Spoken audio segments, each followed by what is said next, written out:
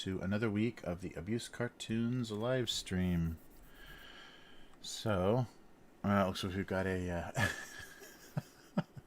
a pretty rough looking green screen here. So let me see, that's here. I don't think I'm going to be able to make that look much nicer. Yeah, well, we have a slightly dirty looking canvas this week.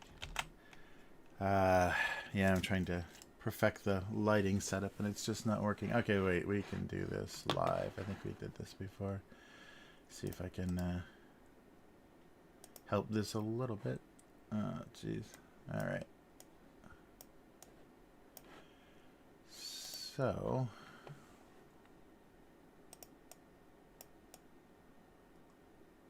a little bit more, and now I'm turning transparent.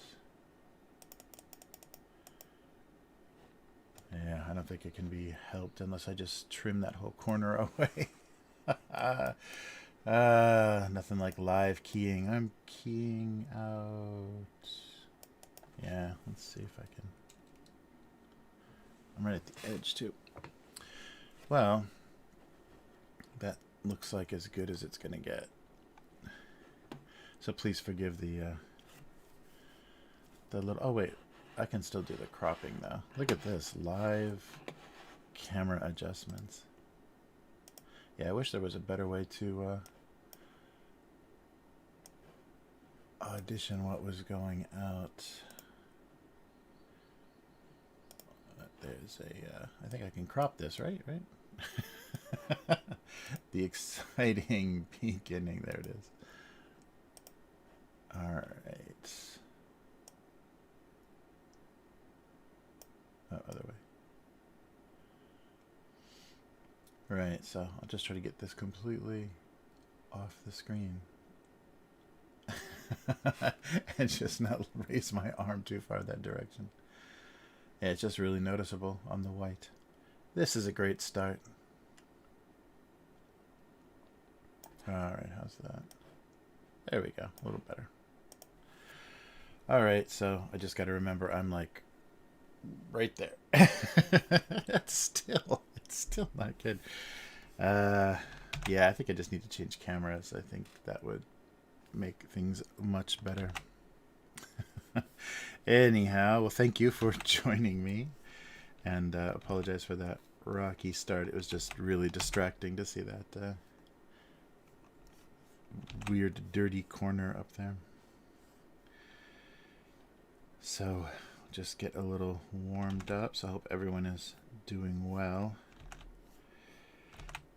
Oh, as well as can be expected. Yeah, there was a strange news story here recently. Maybe this is just one line. At an internet cafe in Japan, one of the customers, I guess it's strange. I've only ever seen them as like cubicles, you know, so they don't have a ceiling and they just have a little like swinging door or whatever for and in so it's little cubicles, and then there's a desk and a PC and some little table or whatever. But this looked like almost private rooms, so there were actual doors. It was like a hallway with actual doors, and the customer ordered something from the staff, like a, you know, the kind of waitress or whatever, ordered something to be brought to the room, and then just grabbed the employee and just kept her in his room hostage for like 30 hours. So pretty strange. But the guy had been he had a record, but I think it was just for robbery and thing, nothing like weird like this. So they still don't know. So there is video of him being arrested before, but then they did the usual, like, back of the car, you know, with all the cameras rolling that they usually have of people that do stuff. But the standoff was really bizarre. It was I don't, you know, they didn't think he had a weapon or anything, but he was just refusing to open the door. So there were like, tons of police waiting, and I guess they were just being extra cautious, but yeah, it was very strange. And the rooms are really small. Like they showed like a 3D mock-up of it, just like a one of those they use like 3D stand-in models to kind of show you a crime scene or a situation or whatever. And there was like literally room for one person to lay down and one person to sit, and that's it in this like entire room. So he had her sitting like close to the TV, PC setup, and then he was just laying by the door. And I don't know how they survived for 30 hours with no bathroom breaks or anything. They haven't gone into any of those details, and they may never. That's not something that I don't know, maybe the daytime talk shows are hitting that up right now. But yeah, very bizarre. So they didn't say anything about a weapon or anything. So he was just refusing to open the door. For 30 hours they let that go on. It's amazing. So that kind of thing, it seems that it would just encourage people to do that. Because, I mean, who knows what his, we don't know what his punishment's going to be or whatever, but you can get away with some pretty weird behavior for quite a long time before anyone's going to stop you. Yeah, but very strange. So that was the latest news. So more than a day. And these places are like 24 hours. They're basically... like if you can't find an apartment, it's basically an option for temporary housing. If you get a job in Tokyo and can't afford it, it's Manhattan type prices for apartments. So if you can't afford a place, you can just do you just pay by the day, because there's showers and vending machines and all the hot water or whatever you can use. I mean, like an electric kettle, or hot water for instant ramen or cup noodle, or coffee or whatever, instant coffee. Yeah, so you've got a little bit of extra stuff there. There's no bed. I mean, you're basically just sleeping on the floor, I think. I don't know. I haven't seen how things are furnished, but I think it is just a low desk and a floor.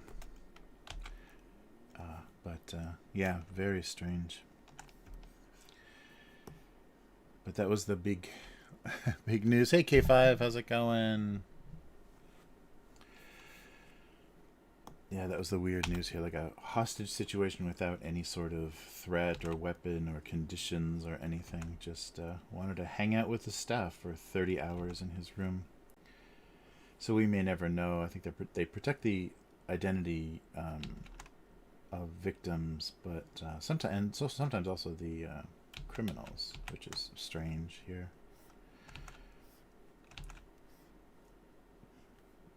But yeah, that was a weird little incident. So when did that happen? That happened for the weekend, I think. Yeah, but it's a strange thing, because I know there are cam girls and stuff that will rent those internet cafes, and because it's a PC, so you can just set up a very little impromptu recording situation. I guess that saves you the embarrassment of doing it in your parents' house. What is that, a spittoon? I don't know what that is. But yeah, and that is really, I think, the only option, because houses are so small, apartments are so small here.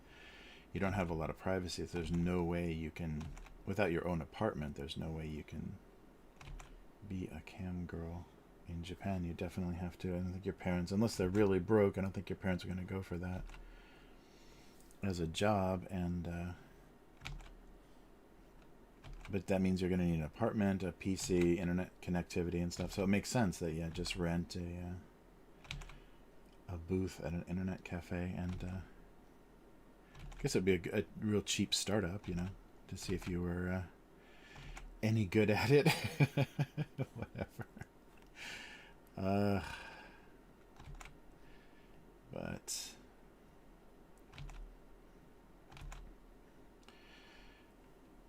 all right. Hey, level 22. How's it going?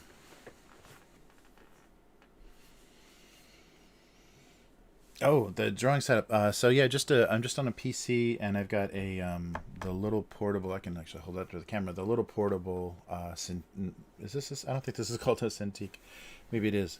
The Wacom One. Yeah, this is the little portable Wacom One, which is just one cable. They kind of simplified things a little bit. So one cable goes out, and it gives you the power in USB, and it's just a real standard, not a great pen, but I've got a 22-inch Cintiq at the office that I was using, but this is my home setup, and for the the level of control I need, this is enough.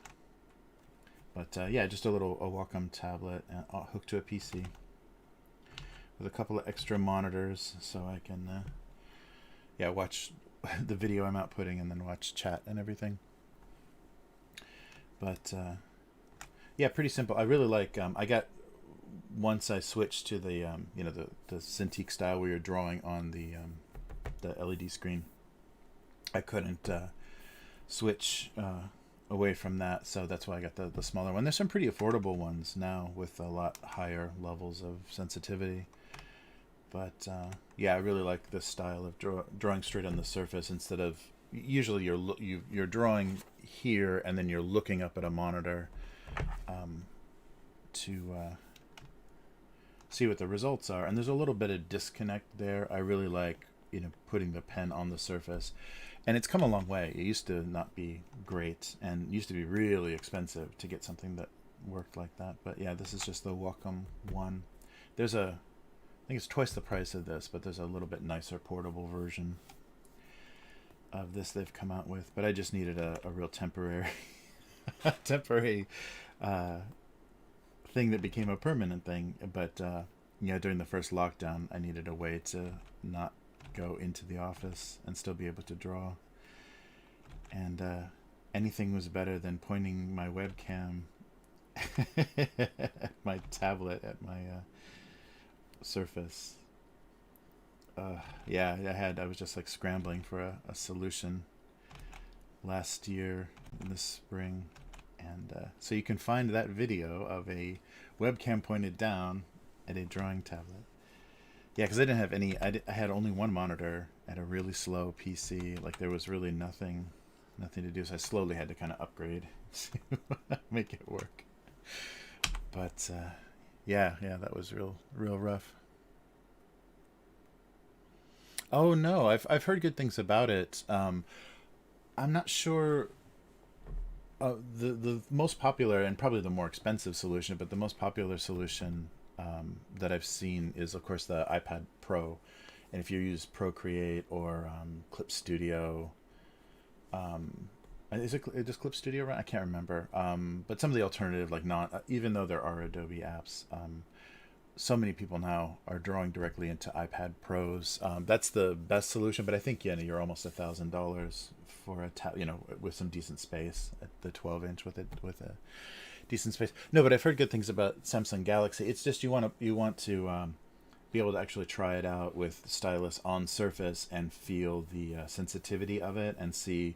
So that this has kind of limited, like maybe just only like 1,000 or something levels of sensitivity. So what you want to be able to measure is like how it can go thick to thin and how accurately it measures. I'm doing this really slow, but how accurately it measures what kind of pressure you're putting on there, especially if you want to do something more. I'm just doing like simple line art and things, so kind of digital inking. But if you're going to do digital painting, you're really going to need to make sure you're comfortable with how it draws. And I'm just drawing into Photoshop, so other programs are probably going to interface a little differently. But as long as the Galaxy Tab has the apps you need and you like the sensitivity of the drawing. surface, then that's good. And also the pen too. Sometimes if things are too portable, the pen gets really small depending on your hand size. It may not be comfortable to hold because you're going to be, if you're going to use it as a serious tool, you're going to be using it for hours at a time. I'm not crazy about this pen. I like the fatter end of the kind of classic, the classic Cintiq pen is a little, so this is kind of like a thinned out portable version of it. The other one flares out much more and is a little bit rubbery at the end, so you get a good squeeze on it. And the higher end stuff will also let you change the tips. Wacom does that a lot, so you can simulate a lot of things. At the gallery, I've got like a felt tip, a felt tip pen, kind of emulating tip on the brush, and it or on the stylus, and it recreates the using a Sharpie on paper pretty well, because there's a coating on the screen that feels like paper, and then the pen itself has a little bit of grab like a felt tip. But yeah, go for it if you've had a chance to actually use like a demonstration model of it, because that's the whole thing, is how it feels. I mean, some people like the feel of the iPad Pros, and it's becoming a real common tool now. People, I think it's Procreate that they have the full version, or a good iPad version of. I know Photoshop is still not quite there. The Adobe apps that they made are kind of dumbed down, not perfect versions of. They're not full software, so that's why I went with the Microsoft Surface. But the pen is just it's got a pen, but the it's a little older model, so it can't quite keep up. There's a little bit of a lag, and that's really distracting. So I mostly use it for writing. I don't actually draw on the Microsoft Surface. I use it for role playing and stuff. It's a good alternative to a laptop for tabletop role playing to put behind a GM screen. But I don't yeah, I don't use that. So yeah, you have to have a if it's going to be like a PC based tablet, it's got to have a pretty serious processor so that it can actually keep up with all the levels of pressure and your drawing, which is no problem if it's a full size PC. But yeah, I would just, and depending on your style and what you do, just spend some time with it at the shop or wherever you can get your hands on it, and make sure you like the feel of everything. But I think Samsung, I've had a real hit or miss. A real hit or miss with Samsung stuff. I've had a monitor I've had for more than 10 years. It's just perfect. It's a beautiful LCD monitor. And then I had another one that it was one that you could go from landscape to portrait. It had a lot of adjustments, and it died like within the first year. So I don't know. Draw a character.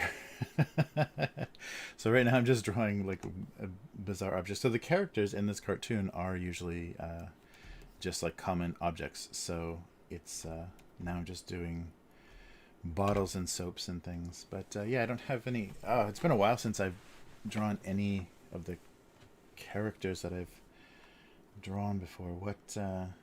Yeah, everything recently has been in Illustrator. Yeah, I'm trying to think what I have drawn recently. I don't have any characters handy. But yeah, but thanks for stopping by this stream, level 22, and hope your choice goes well. So here's my here's the equivalent of a character in this cartoon. So it's all objects, and the objects are it's supposed to look like a bottle cap, but it really doesn't. Yeah, the objects are all kind of just familiar domestic items. So things from the kitchen or the bathroom or even the office. And so that's the equivalent of a character for this cartoon. Yeah, it's been a while since I've done anything not in Illustrator. But yeah, so, and with the sensitivity, I can show this, I think, real quick. The nice thing about having good sensitivity is you can go down a little bit. You can sketch things like, you know, you can do your little sketch, you know, real loose drawing for your characters, and then on a second layer, then do your inking. So this is like a, you know, how a lot of digital cartooning now is done. You know, just like you would do. So you would do this like in blue pencil, you know, previously on paper, the non-photo blue pencil, and then just ink your drawing.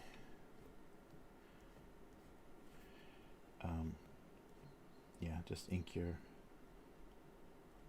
drawing this way. So this is like the super, yeah, super common style. So it's not very good. And then also you have to, I needed better thick thin on those lines, but this is a really unhappy looking dude. Yeah, so that's the nice thing about digital is you've got your penciling and your inking basically in the same place. So that's that's a terrible character, but that's the idea. Because you can change, you know, pens and sensitivities and widths. You can, you know, basically be doing penciling and inking in the same way. So that's what's nice about, you know, all the apps that have layer control. You get a lot of that stuff. But a bad demonstration. That's the thing that I've never, and which is odd that I'm actually streaming this drawing. I guess it's another just kind of forcing myself to do something. But I'm not a good performance. I don't perform well as an artist. If someone asks me, if I get put on the spot and say draw this or do this, you know, it's never impressive or interesting or anything, and that's very funny, because a lot of people really shine. Like I remember some artists that I worked with when we would go to Comic-Con and stuff. I had a setup where there was a projector showing their screen behind them for the booth, and then they would just draw into a tablet, and then so people would ask them to draw stuff and whatever. So it became a lot of a performance, and anytime I ever tried to do that, it was always just garbage. I always choked. But there's a lot of artists that pressure like makes them do better. You know, they actually like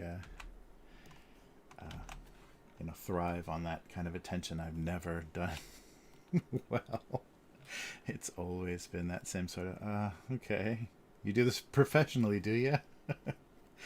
But yeah, so that's the weird thing of the weird part of my streaming this is, yeah, I don't the attention doesn't help, but the attention does make me like, or the, you know, thinking about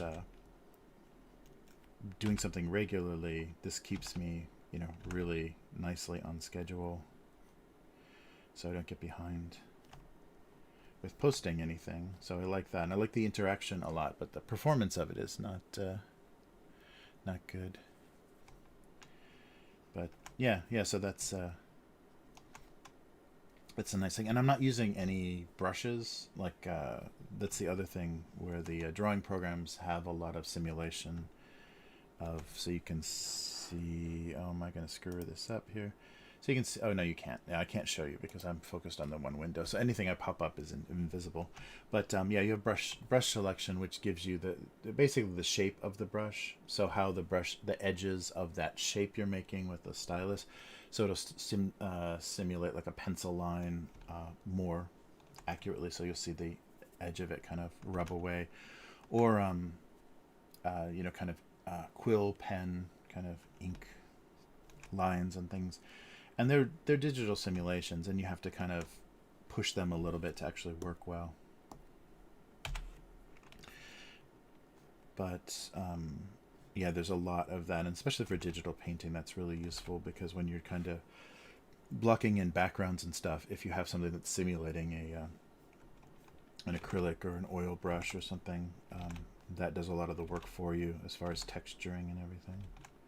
And there's a lot of people that are Yeah, real. I'm not sure if that is still a popular style, but those doing flat block kind of illustrations and then texturing with brushes into those. See a lot of digital illustration that uses that look, just because it makes it takes the cold machine look of digital illustration and makes it look a little bit more organic and hand drawn. And that's the funny thing, it is hand drawn, but it just doesn't look it. So you have to like make the software make it look like, you know, it was something on paper or whatever. Even though this technically is all hand drawn, it just doesn't look, it's just a little colder in how it works. But yeah, I don't know where this is going. Maybe a bar of soap or something would be more useful.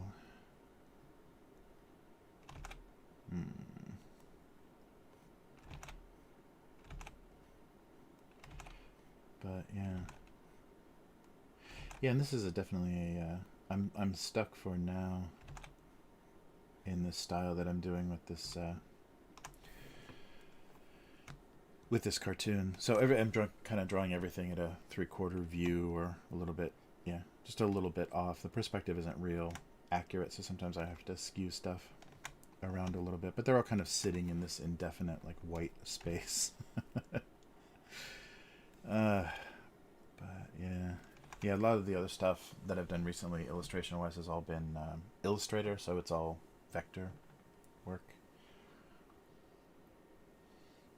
All right. Oh, cool. Yeah, no problem. Let's see. Let me look before I... Actually, I don't think that's visible anyhow. Yeah, let me see. What have I been doing? Yeah, not so much recently. What's the last thing I was doing? I did the...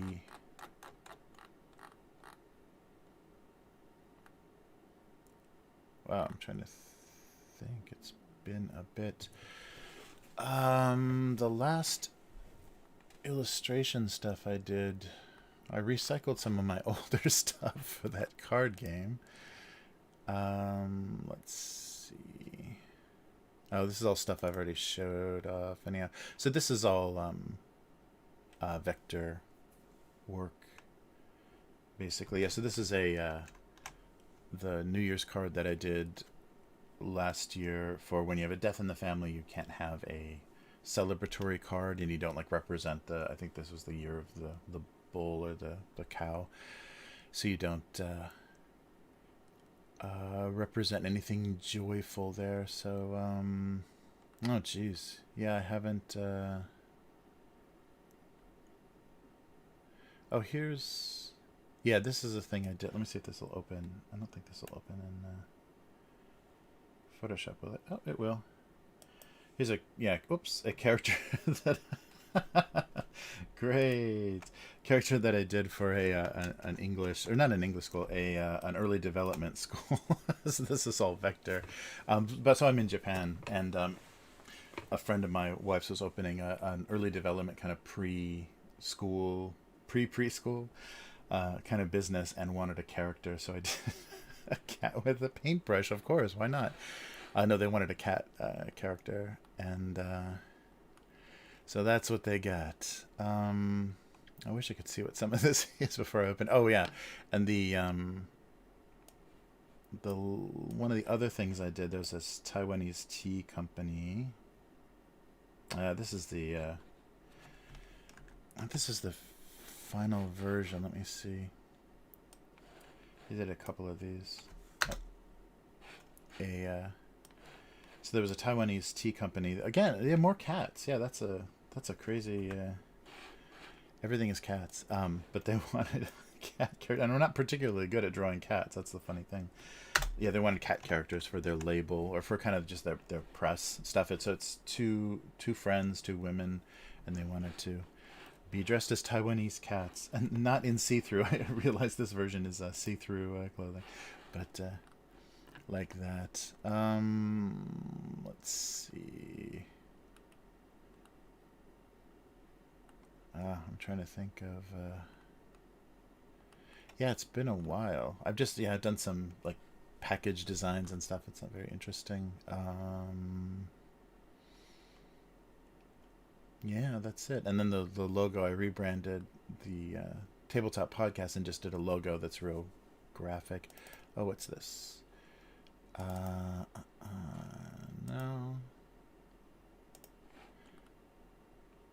Yeah, not nothing immediately. Oh, I did the this stuff. I showed off a lot already for uh, for K5. I did a Hyphonics logo. Actually, that's not the idea. This was the So he K5 asked for me to do a Hyphonics in the Omegle font, and so I did the logo, that style, and did a little character, did a little face on the character, and then just kind of elaborated on that. So that's all. This is all vector. So this is all in Illustrator. I didn't draw any of this. It's all just shapes. It's all just putting together shapes. And trying to think what else. Yeah, just a lot of logos and stuff. Yeah, not so many characters recently. Not very fun to look at. Yes. Nice. Oh, and for I did a character for a friend's 60th birthday. Yeah. So here's just a little tiny woman wearing kimono. Yeah, so this is a lot of vector stuff. So you'll notice it's a lot different. It's a lot cleaner. So just kind of a caricature, which also I'm not particularly good at, but a caricature done in Illustrator. Yeah, so that's about it for most recent stuff. I think I've already shown a lot of this stuff on stream. Anyhow. Yeah, wow. A lot of dead stuff. Yeah, so most of the professional work, or the paid work that I'm doing, is all, well, this is all in the same file, isn't it? Is all... Where are we here? Oh, okay. Yeah, it's all vector work. And it's just because that's the most flexible. You don't have to, like, struggle with dimensions and resolutions and stuff, because you have this infinitely scalable artwork. So you can make it as big as a building, or you can make it a tiny icon or whatever. You can use it for emojis or whatever. So yeah, a lot of the stuff I just to save time, and it's also really clean and sharp, so it prints really well if it's for print projects and stuff. Illustrator stuff you're just not dealing with, because I've had so much frustration in the past with clients not really knowing what they want to use something for, and after they see the work they get inspired. Oh, I want to put this on the side of the car, the van, or I want to put this on in the front window. And if I produce something that was meant for just a print, or worse than that, just a web graphic, then a lot of times it's not going to scale at all. It doesn't have the resolution to scale. And if I knew what we were doing from the beginning, then it would have been a lot easier. But yeah, so that just takes all of that kind of frustration out of it, so they can do whatever they want with it, because it's a much more usable graphic. But that changes the style. It's going to change the style of the artwork a lot. Cool. Yeah, definitely. Oh yeah, the name of the font. Yeah, it was like Hobo, I think. I think it's a real old font. I think it's just called Hobo, but somebody may have done a knockoff. Yeah, let me see. Let me see if I can find it real quick. I think it was free.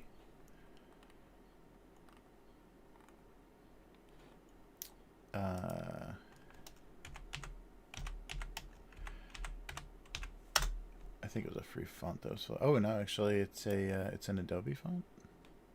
Let's see. Oh yeah, it's an old Adobe font. Yeah, it's called Hobo. There's free versions of it. So Hobo, free versions of it floating around. Um, but yeah, it's originally an Adobe font. Yeah, because it kind of simulates that '60s uh, like restaurant look or whatever. Yeah, yeah, you can get it easily. So domestic abuse. I explained this a couple of times, and it's in the introduction to the collection, the book I did of the collection of these cartoons.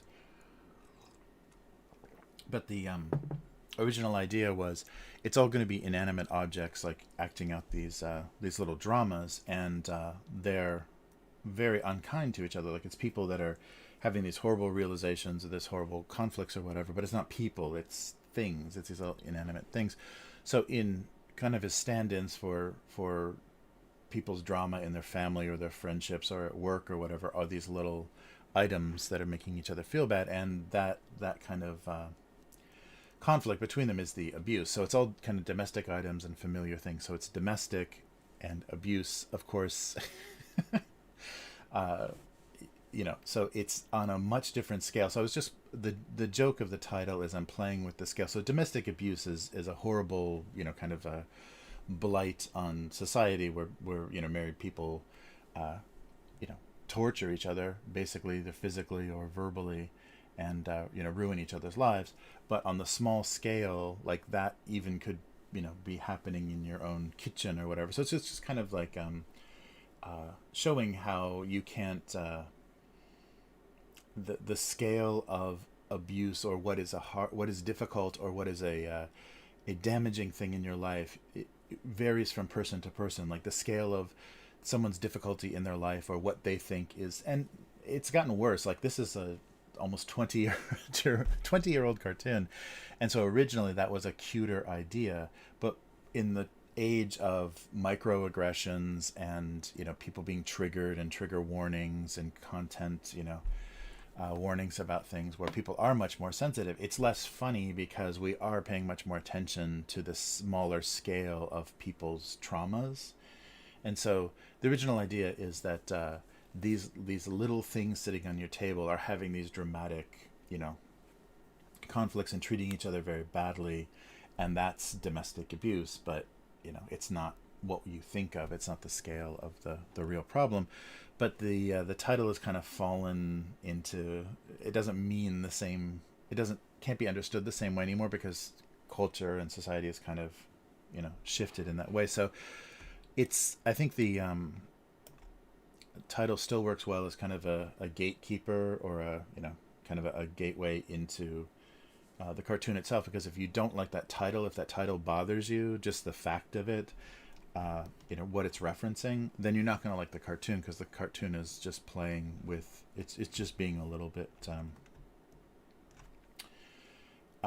irreverent, or whatever, playing around with the trivializing the major problems and conflicts and ideas that people have in their life. And so some of the especially the early stuff was really sad. Like I got more than laughs at a lot of stuff, because it was just depicting the difficulty of existence in this like sad little simple way. So it's my idea hasn't changed, but I think the times have changed, so the reading of it is a little different. So domestic abuse is just the playing with the scale of, you don't think this is a bad thing, but for this little candy bar sitting on the table next to this banana, they're having a horrible trauma. It's a horrible traumatic event. So something like that. There we go. Yeah, thank you, K5. Yes, yeah. So that's the tagline that I think. Yeah, I wrote that tagline, and then they wrote another one. Go Comics wrote another one about what it would, yeah,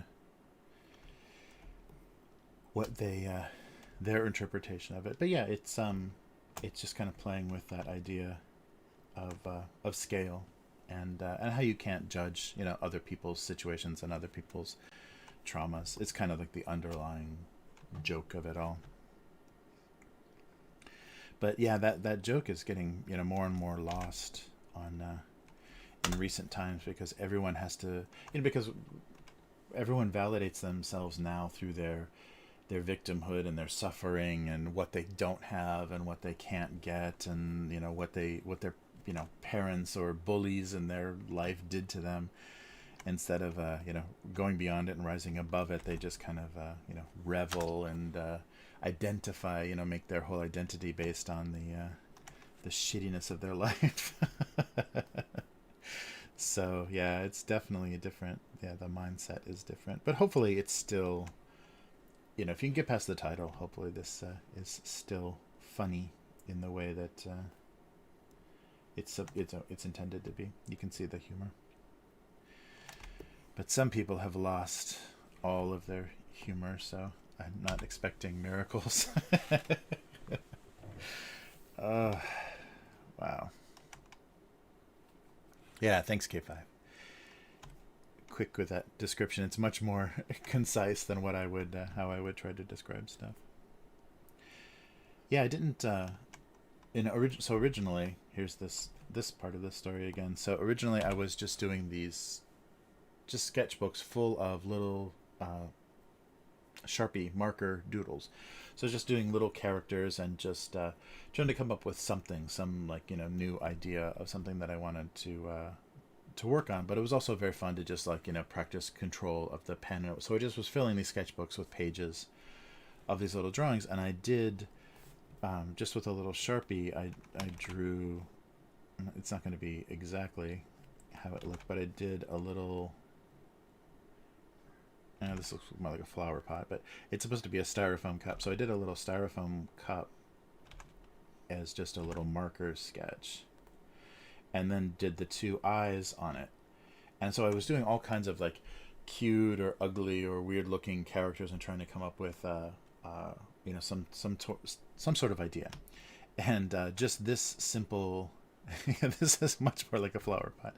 So it was supposed to be a styrofoam cup, and I drew that and just put the two eyes on it as an afterthought, because I was drawing characters, I wasn't drawing things. And immediately, and then as soon as I then did this, then I had the whole feel for the cartoon. There was so much that's exactly, so kind of like the I've always liked that weird existential angst of the early Peanuts cartoons. So Charles Schulz was drawing a pretty mature cartoon that then got reduced to this, the way that they represented it and the retitling of it and everything took away a lot of the heaviness of it. But I like how it's just these little kids that are just, depressed and questioning things, and the kind of just staring off look that they often had, if they're sitting at there's a wall or something that they would often be just standing and talking at, and just that they're not looking at each other, they're talking to each other often and just kind of looking out into nothing. And so that's the look that I like about a lot of these objects, is they're just kind of traumatized and staring in this kind of dead-eyed or kind of trauma-filled way. And it's just very simple. I mean, there's not much to the expression. There's no eyebrows, so you can't go angry or sad. So that all has to be in the text itself. The only thing I can do. And so sometimes I try to do smiles. Sometimes if I try to make something look happy, it's very difficult. It doesn't read as well. It looks like maybe a crease in the object, but the frown works very well. It's very identifiable.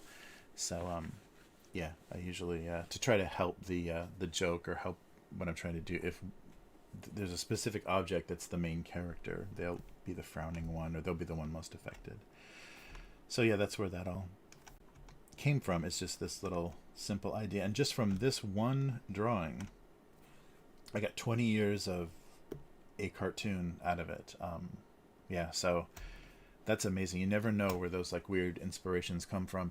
And I drew maybe a dozen of these, and drew and wrote about a dozen of these cartoons, and I, it's that this is it. I'm hitting something that I know I can repeat, I know I can sustain, it's not a gimmick. It's coming from like a deeper place. You know, it's like whatever's informing the humor or whatever is something that's sustainable. So I can keep doing it. And so I did it for a couple of years, and then got the attention of the syndicator, Go Comics. That's the syndicator now. And this cartoon then actually got me a Disney Comics job, because I met one of the editors for Disney Adventures, the now defunct kids magazine, and he already was a fan of this specific cartoon, which was really crazy. And that was back in the day when the internet wasn't flooded with web cartoon or web comics. Like, if you wanted to find web comics, there was only a certain amount of them, and already some had risen to the top, but you didn't have much to go through. So this was very findable back in the day, back in the early 2000s.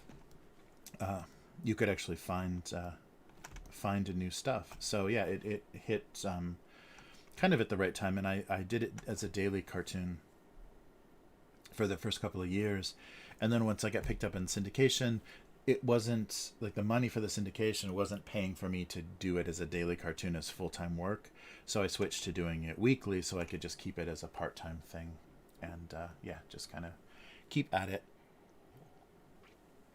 But hopefully, wanting to grow it eventually back to that daily cartoon thing. But yeah, it's at the level it's at.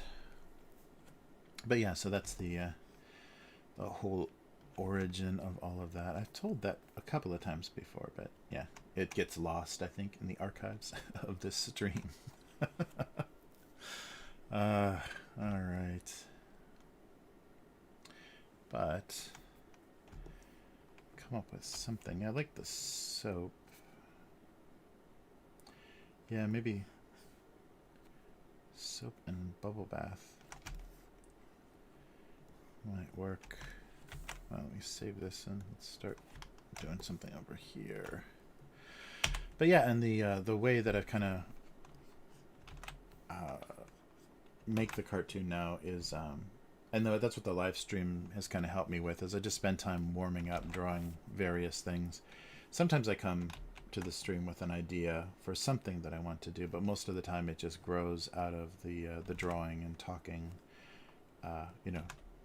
watching the chat and warming up, and yeah, it has a nice effect.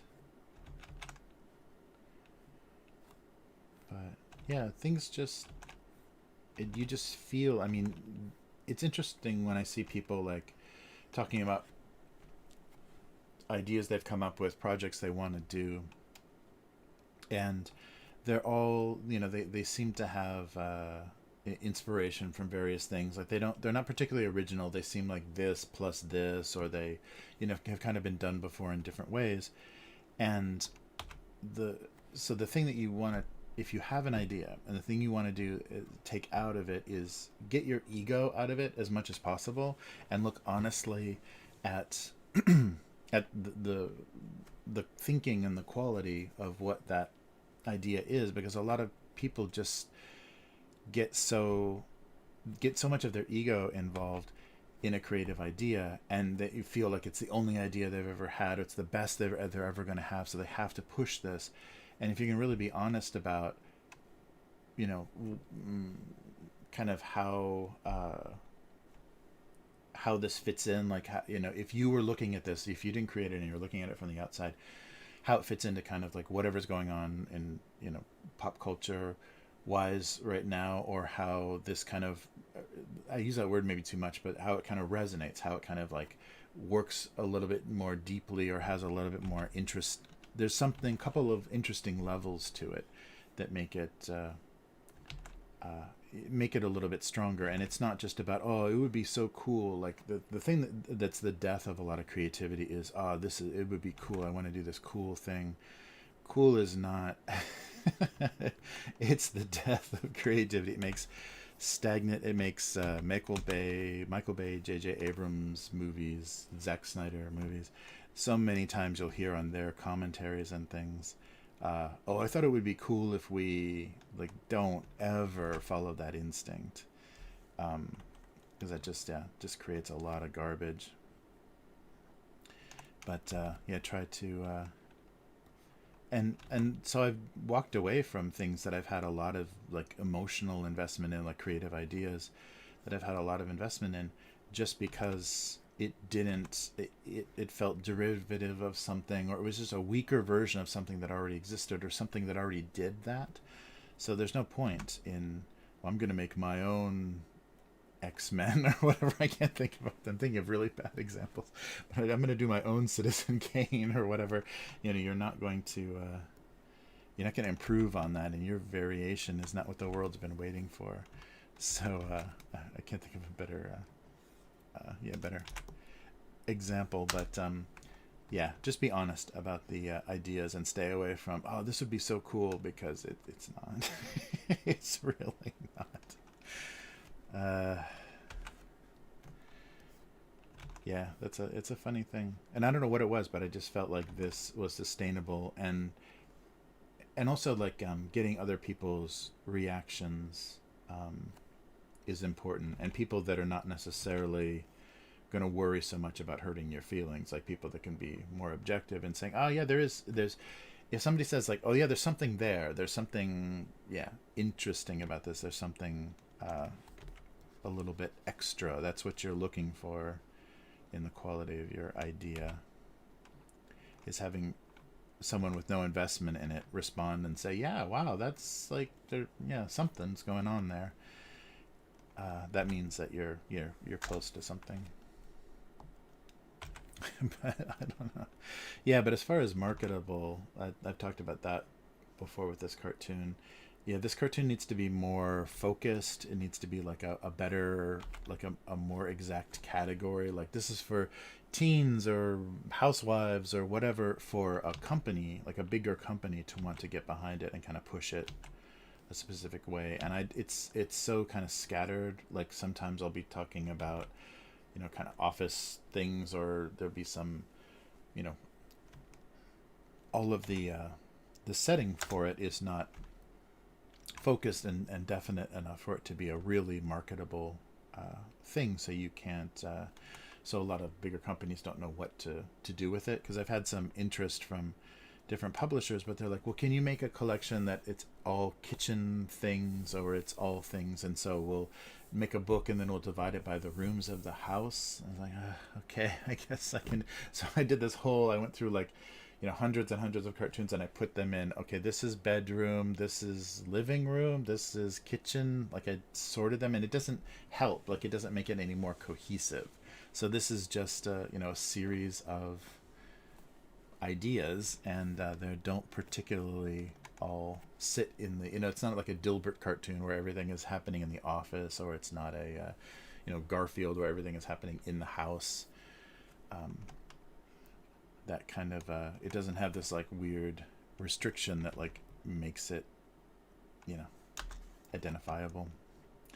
So that was hard when I realized, yeah, I'm doing something that I think has some value, but it's not marketable. It's not marketable enough. So the fact that it got syndication makes me happy. That's a big enough victory for an idea so far. So yeah, we'll see.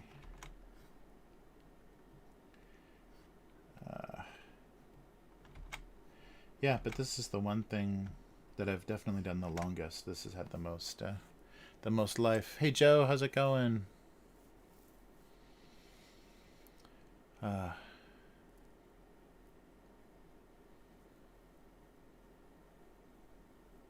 Oh, nice. Ketchup on the soap. Yeah, that would be good. Yeah, something hand soap, and then also like, yeah, mustard and ketchup would be good. Yeah, that might be good for the other. Let me close this one. Yeah, something like this. If I did pumps, I can't draw pumps very well, but yeah, that would be good.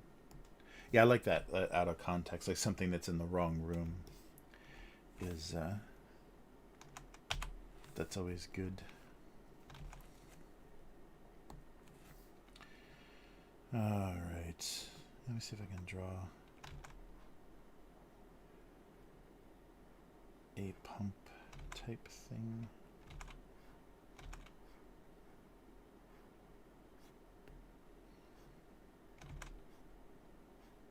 Yeah, something like that. If I just duplicate that, that will save me some torture. Yeah, something like that would be funny. So yeah, I'm trying to think what the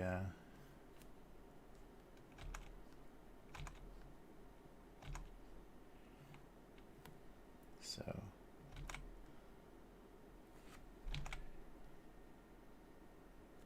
because it could relatively be all the same shape.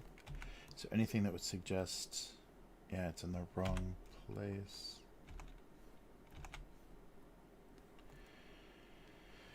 Yeah, or a hand sanitizing joke too. God, it's just, that's so crazy how it's now just completely commonplace. There's always a pump or some kind of automatic dispenser of alcohol everywhere now. It's insane. And even kind of the, shittiest kind of low end kind of businesses just put a bottle of something somewhere so that they're always offering hand sanitation. Yeah, maybe just the bottle with a little bit of a different shape. Oops, not this one, this one. Yeah, so take this same pump and give it a different bottle. Might be more fun.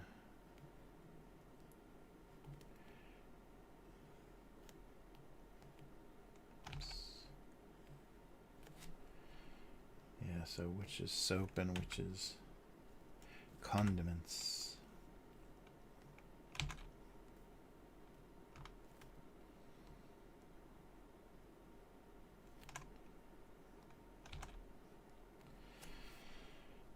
Yeah, this one, where is this? This one could use some deforming, I think. Yeah, it's a little crooked looking.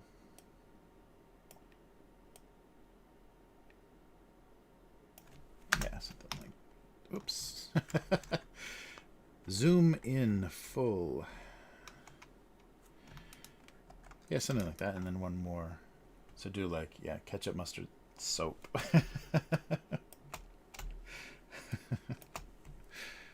Nice. Ah, yeah, yeah. Yeah, they were wondering how the hand soap had joined the family. So maybe one more.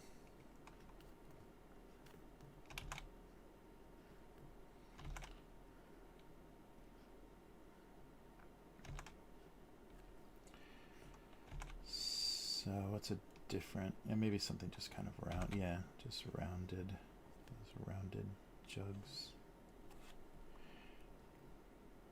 of stuff.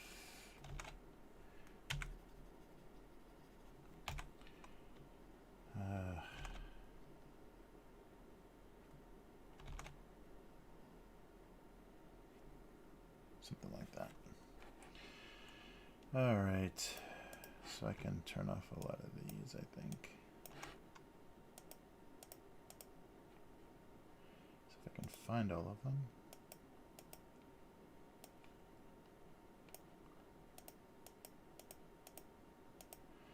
So move all of this up. It's all like random duplicates.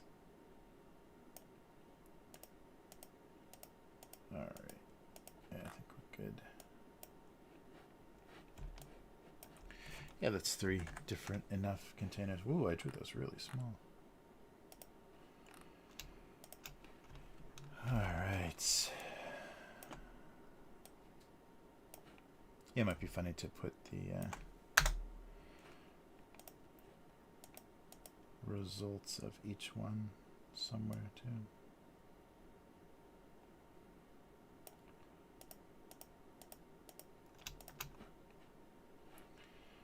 All right, and then this and this maybe.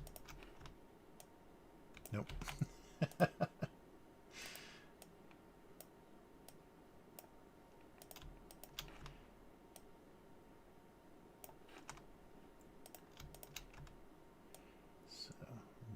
something I've never gotten good at, and it's always, especially for painting, and I think even like 3D and stuff, is like, yeah, keep your objects and layers organized. Well, never done that particularly well. Oh wait, can I, let me flip one of these. Maybe the one in the middle. Let's see how the drawing, oops, how it holds up flipped. Yeah, it still works. Wow, something I did kind of symmetrical. That's great. Usually, if I flip a drawing, it's like so, yeah, because I don't do that when I'm going back and forth.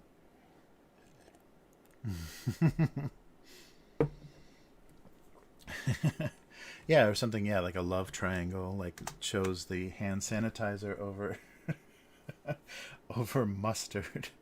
Ketchup and mustard seemed like such an obvious choice.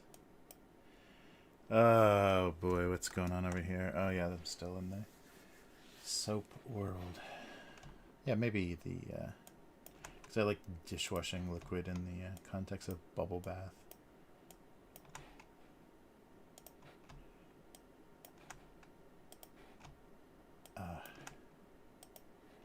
So not being able to understand why you couldn't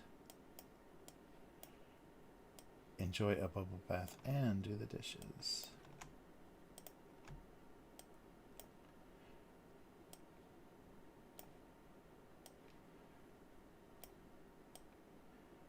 Yeah, I think I need this.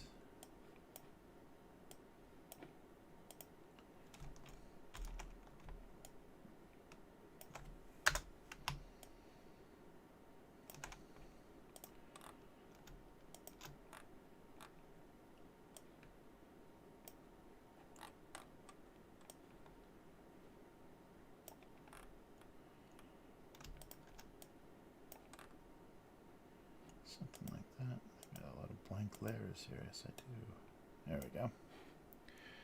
Nice.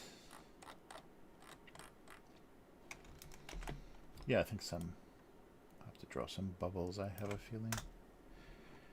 A soapy joke might work well.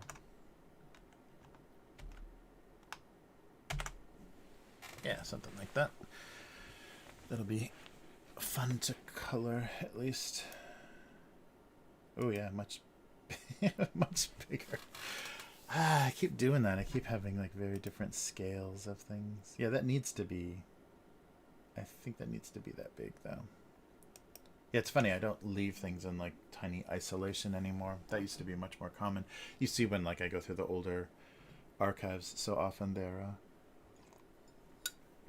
floating. There's, you know, one little object in this giant white field. I guess I'm trying to compose a lot more than I was before the frame. All right, well, let's see how this works color wise. Yeah, maybe brighter is better.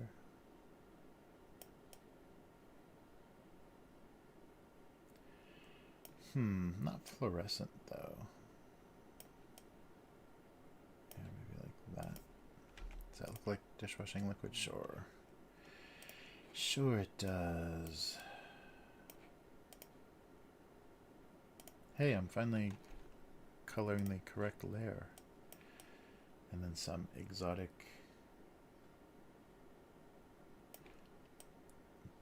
bubble bath containers.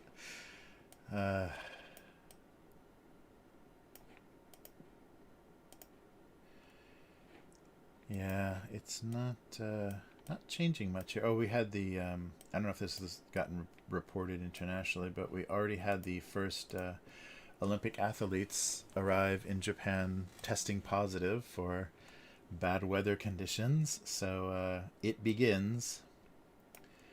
So hopefully we'll have a new Olympic variant to all try soon. Yeah, I think it was Uganda. Some team arrived, and they'd all been vaccinated. Like, you know, that was the, you know, probably precaution or condition of them competing, is all getting vaccinated. And they still tested positive. Because, of course. Because, of course, this is going to be a nightmare. The trying to have an Olympics now is just not a great idea. Yeah, so we'll see how this goes. I have no idea. But yeah, so the athletes are coming early for training and housing and stuff, and so now they're going to have to they're putting them in kind of a special dormitory where they can isolate them. So they'll be able to self-isolate long enough to still compete. I hope that's not going to be endangered. But yeah, already we have positive athletes. So this should be fun. and Japan hasn't even completely vaccinated its population, and it's gonna create all kinds of fun stuff. Fun things for people to worry about. I should probably make these all distinct. Just little soap bubbles.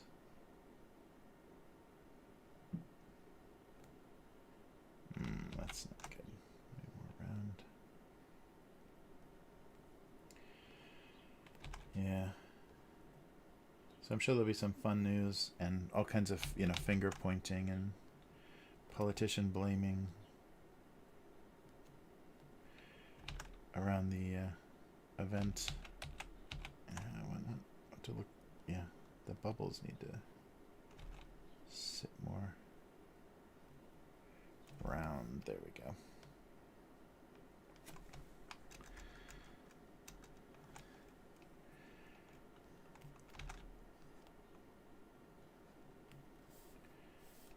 All right, and maybe one in the air as well. Sure, why not?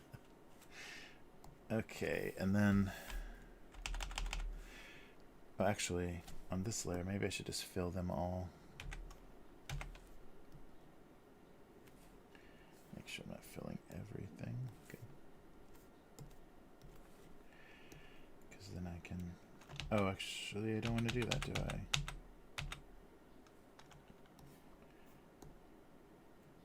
I want to fill them on a separate layer. Because then I can select and draw a little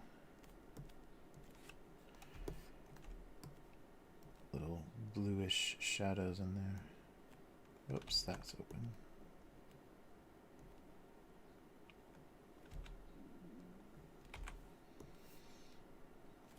What's going on here? Wow.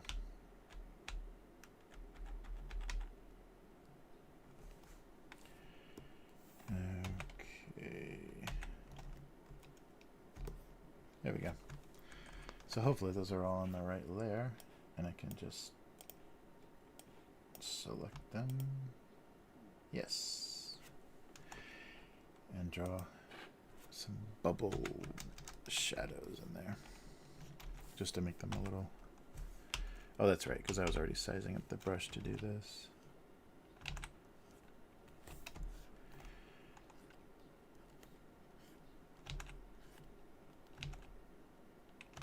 Yeah, I'm going to stop. So maybe this angle. And I'll fade this down so it actually reads better. Whoops.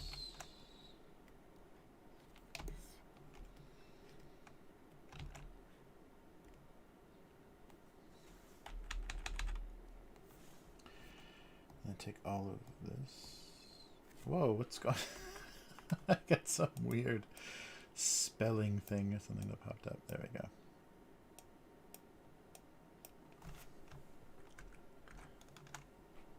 Yeah, it looks strange. Hopefully that looks okay on this stream. Wait, I can check if it looks okay on this stream.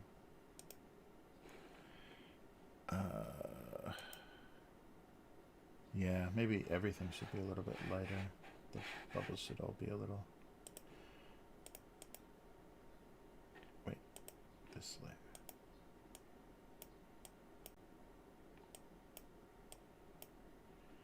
Yeah, fade the bubbles out and then they're kind of shadows. There we go. Yeah, so it's very light.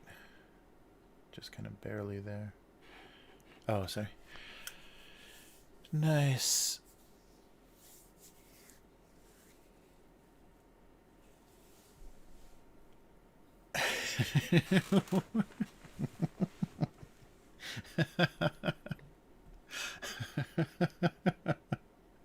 Hey, Boris Johnson music.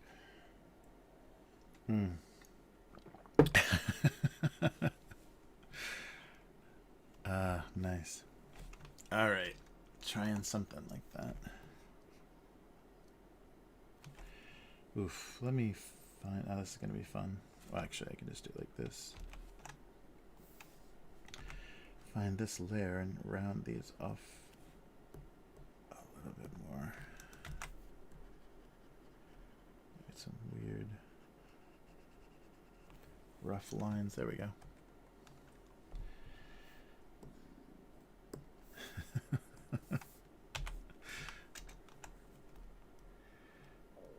All right.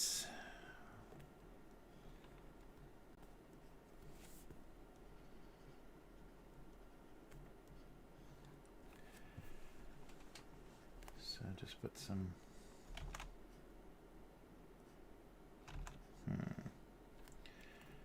Try that. Oh, hey, Boris. Thanks for the subscription. That's a big W. It's still got that same graphic. Thanks for the subscription. Appreciate it.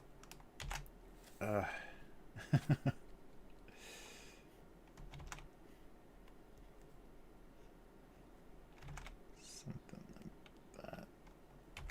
All right.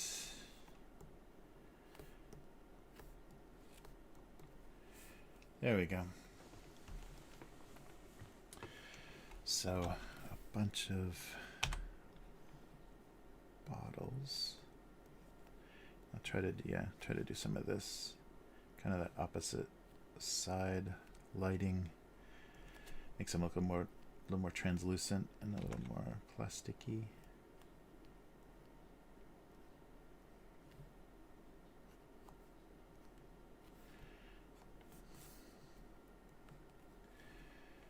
All right, and then a whole layer of highlight.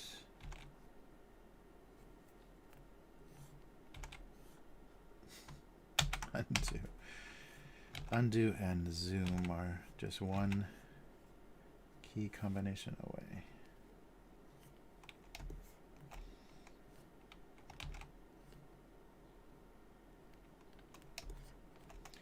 Let me put the soap as well. There we go. All right, and then some wrong layer. I don't know if I'm putting shadows on these bubbles or not. Let's see. Because they would have definitely weirder... Yeah, I don't want to cut the shadow into them though. So I guess I'll just try to avoid them. And then some eyes. Now I've got it, since I already randomly put eyes on that bottle, to kind of match the size.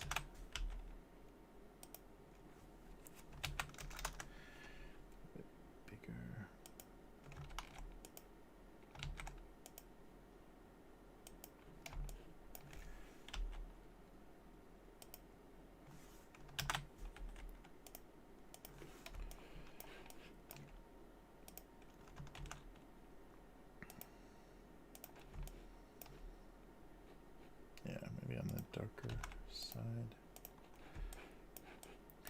Okay, so it is the...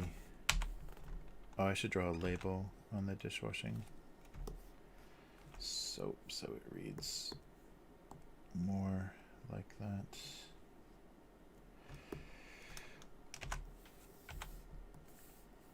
So yeah, just some kind of, or maybe orange, like light orange.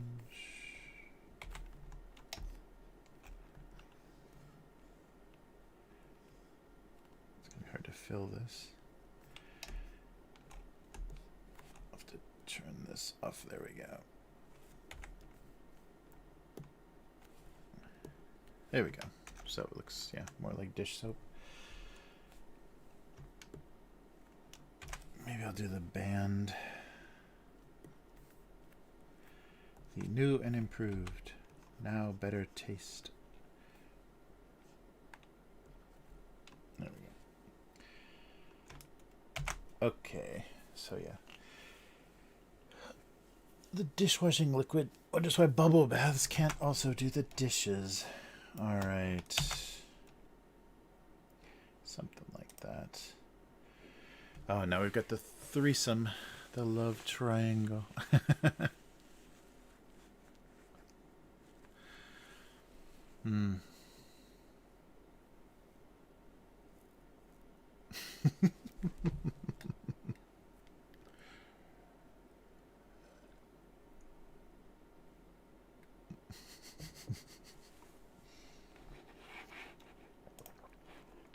Alright. So let's try ketchup and mustard. So which is which here? Maybe this is, yeah, that works as mustard and kind of a more orangey for ketchup. And then let's just do like a,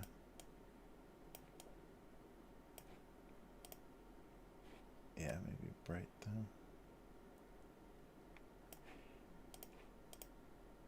A little bit brighter than that. Just that medical, oh, that's just white, isn't it? Medical looking hand sanitizer. All right.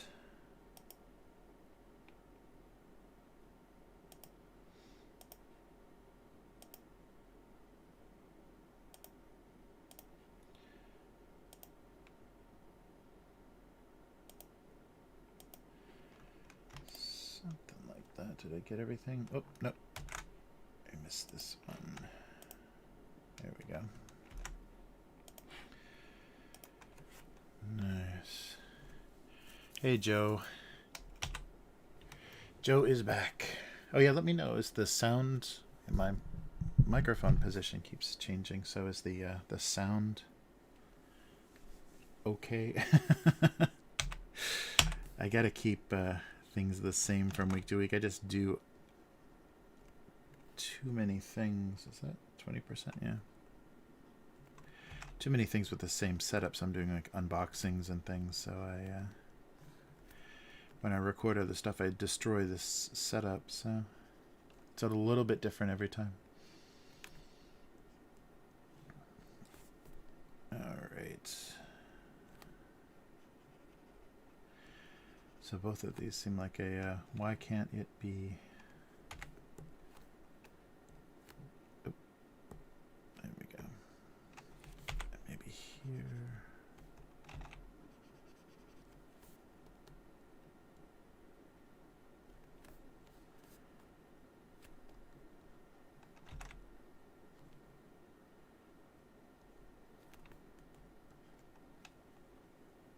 All right. Let's get in close. Let's zoom in a little bit, see what I missed. No, I think I got it.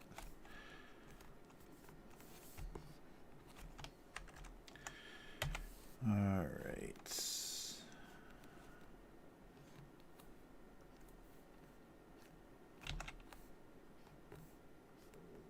Yeah, I think I might have to do some pure white. And maybe labels too. Yeah, just kind of off-white labels for everything.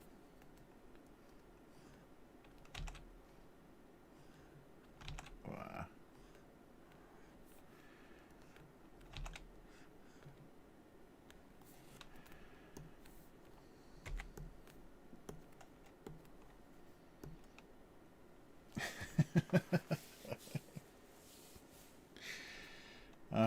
ketchup, mustard, and hand sanitizer.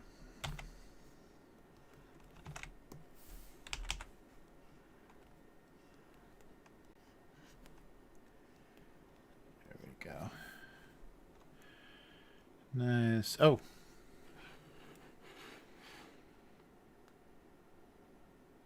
Do I think this style would be more funny or more confusing? Let's see.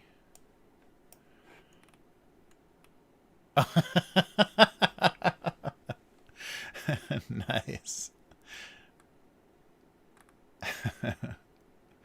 Oh, that's funny.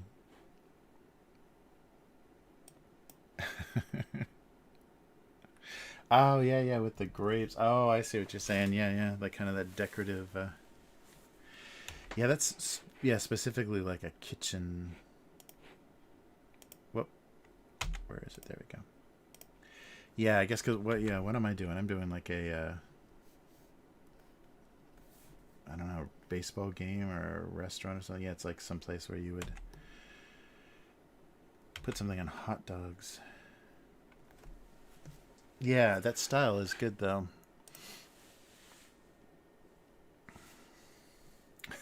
With the grapes. Nice. Yeah, because, well, I could do fonts. Yeah, because you're right. This is looking kind of institutional or whatever. But the color helps me get across, without text, helps me get across that, the three different things. Yeah, let me think about it. Because, yeah, it wouldn't be hard to change this up. Yeah.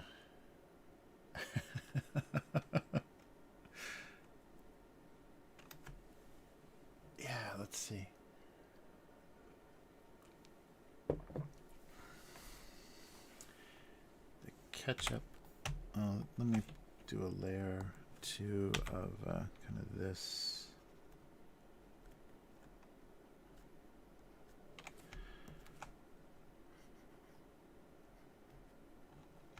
And see if that works. All right.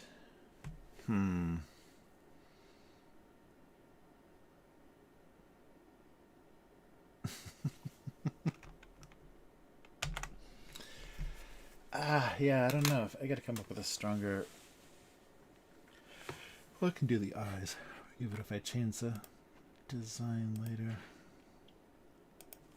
Yeah, the decorative grapes are good.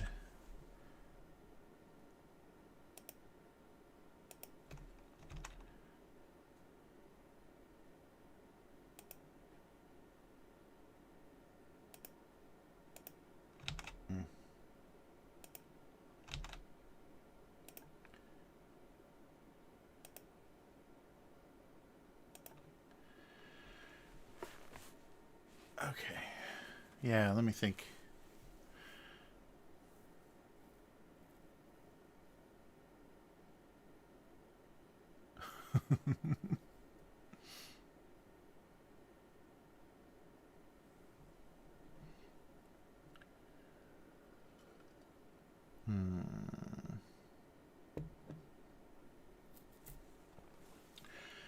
All right.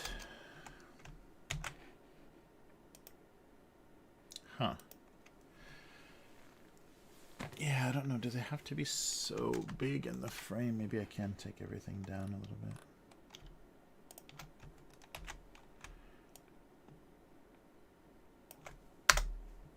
Yeah, that might work better in context. They were looking pretty.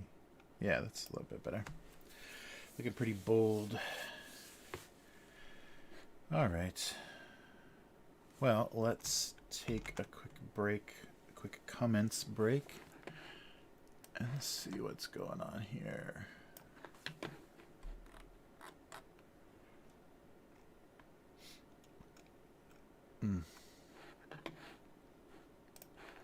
All right, sorry, let me get the wherever it is.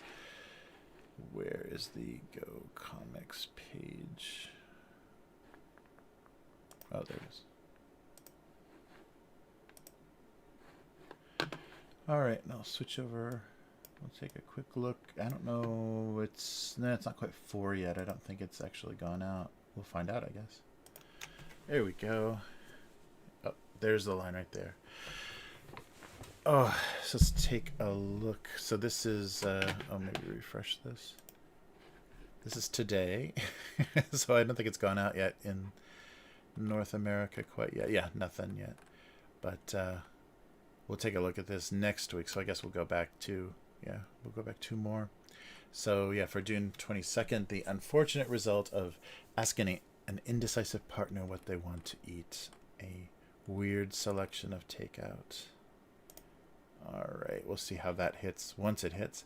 So June 17th was, by the second can, they were convinced they had faced some sort of final boss. Some likes, a couple of comments. Let's see how disturbing this is. To the last fly. Bug spray ain't what it used to be. Might be a good thing, though.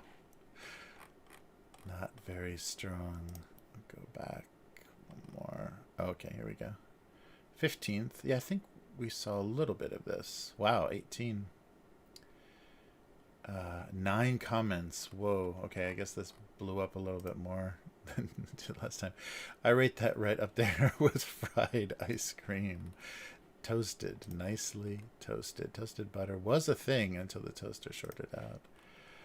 I butter my bread first, then toast in the toaster oven. So much better than buttering after toast. Texas has fried bread, fried Coca-Cola syrup, fried Pepsi syrup, and other fried things at its state fairs over the years.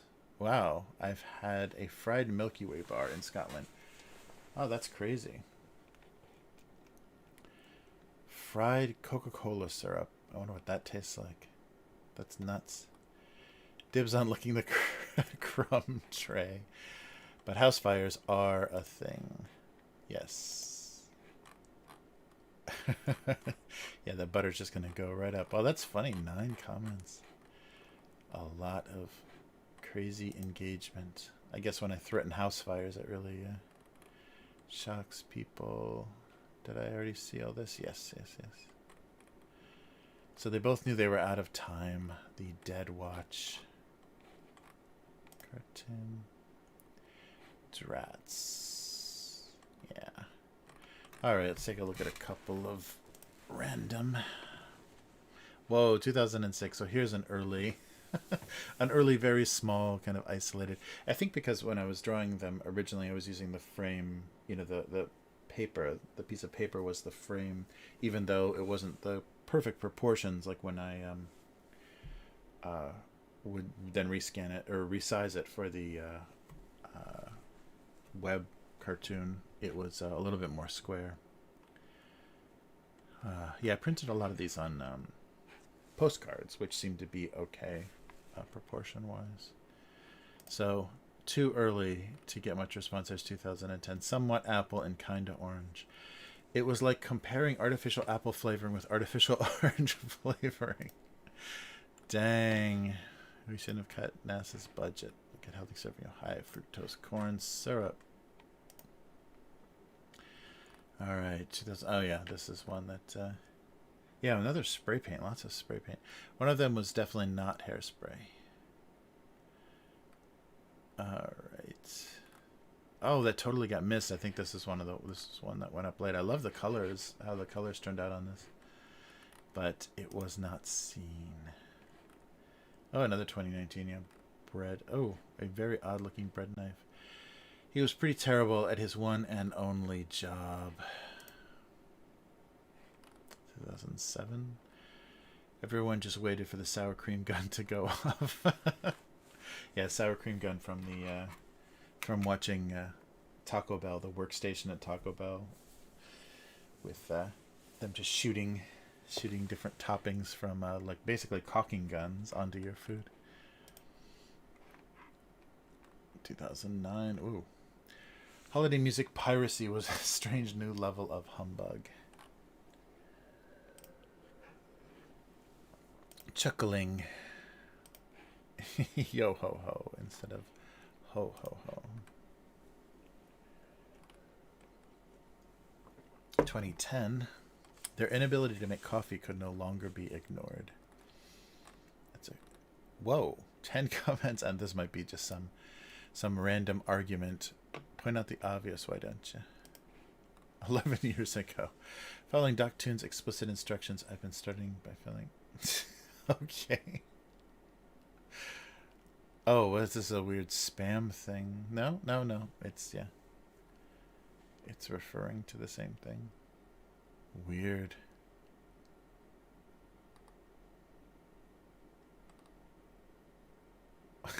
It's supposed to be instant coffee.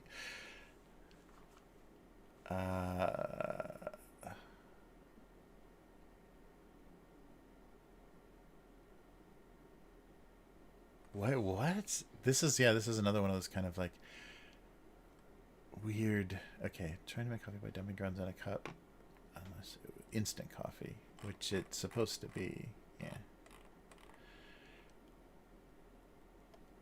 All right. I worked with a guy. So they're arguing.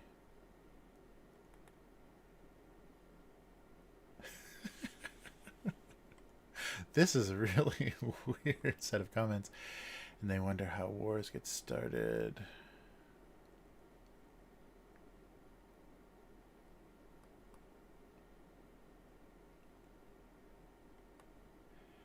You don't know how that too. You aren't licensed.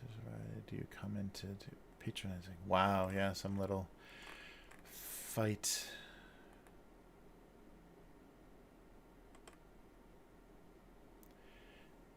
Persist at doing the same annoying things on a regular basis will eventually have it pointed out to them by those being annoyed. Those being annoyed try to help the annoying person become a better person.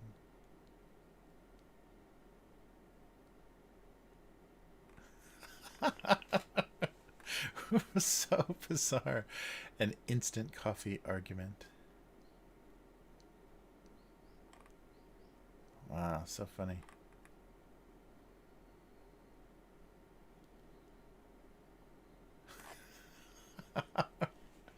Wow, whatever. Didn't see that coming. Yeah, they do a pretty good job. Not initially when I was first on the site, but they do a pretty good job of blocking spam stuff, or at least removing it quick, so yeah, the comments don't get all spam filled. Loafness. Did I use loafness? Oh yeah, loafness.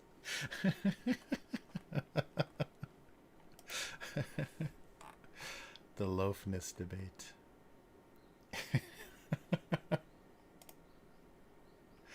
Yeah, I coined a new word. The term loafness. Okay, 2009, the blank canvas found little benefit in participating in the creative process. I get it, quit. I quit, but I get it. What?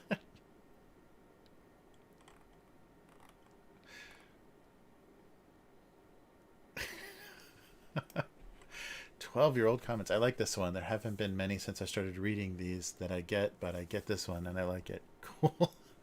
Weird. Yeah, it's just, there's a weird, yeah,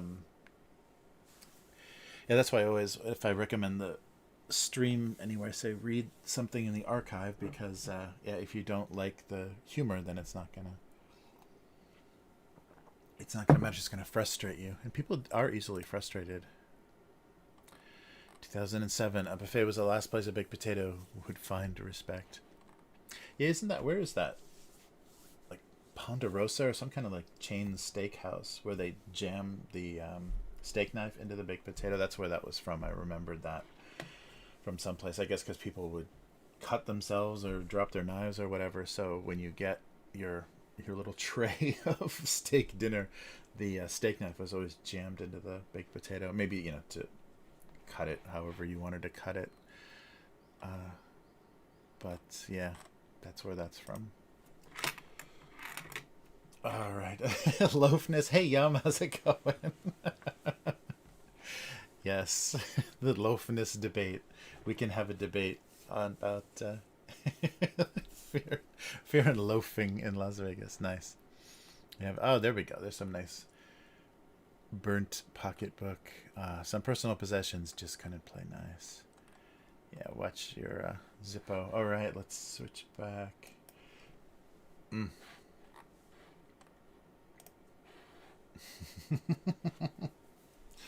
Nice.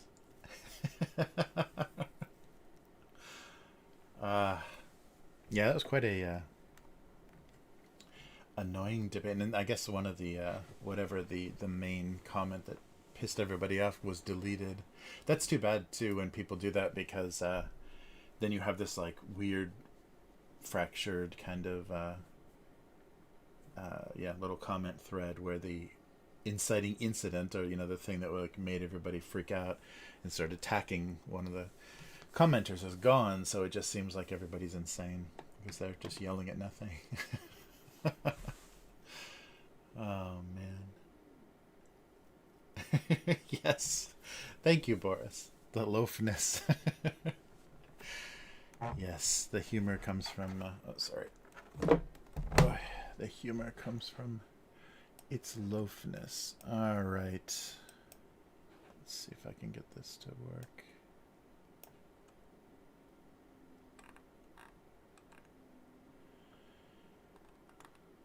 All right.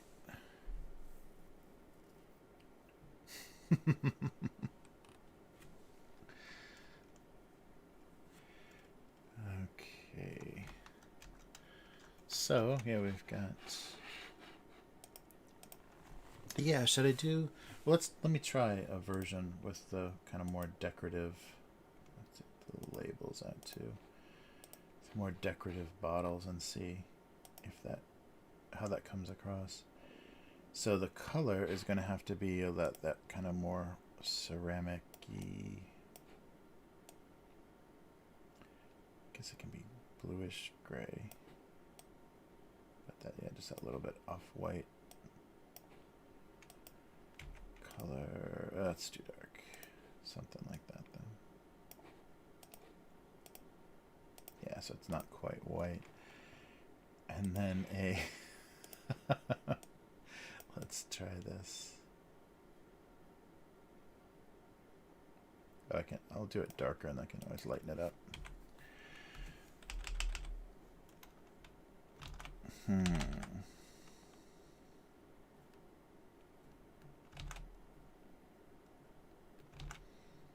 gotta get it to read though, that same way. So that reads like a bunch of grapes and then a bunch of leaves. And I'll scale this and move it around if I'm doing it on its own layer. Yes, okay, good.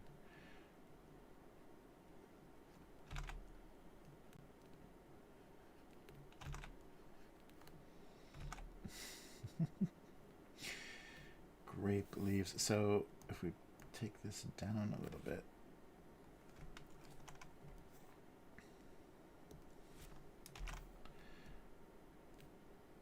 Oh wait. I hate these new controls for moving stuff.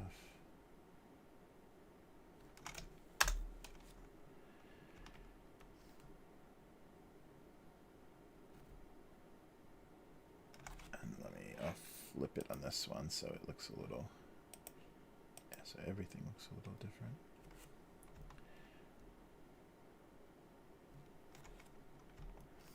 Whoa, whoa, whoa.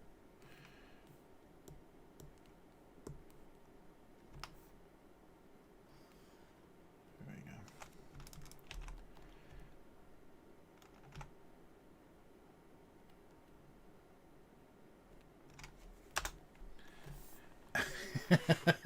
I don't know if I can get, or actually I should maybe push, like not, yeah, push them like over the edge like this.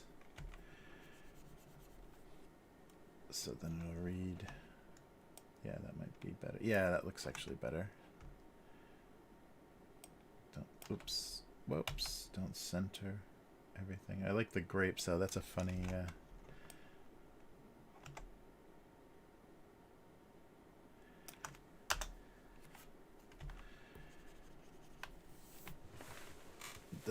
funny image. So yeah, one of them was ketchup, one of them was mustard, and one of them was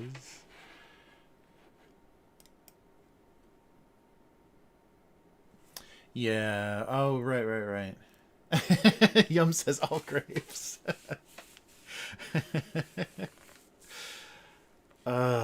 They've all got that decorative.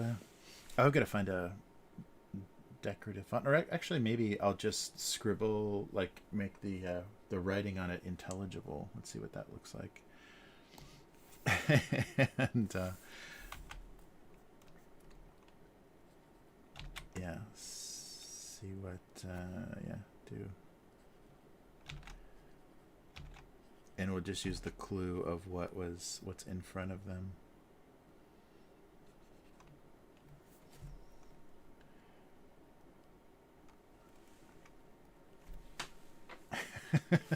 I don't know. I don't know.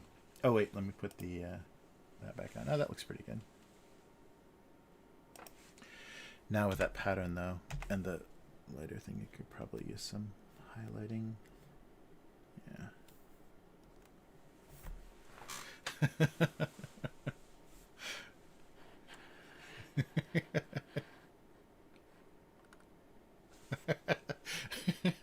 I don't know what's going on.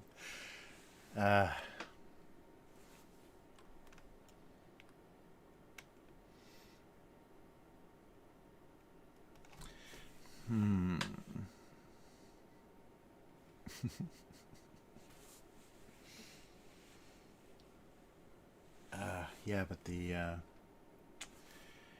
hand sanitizer, I guess the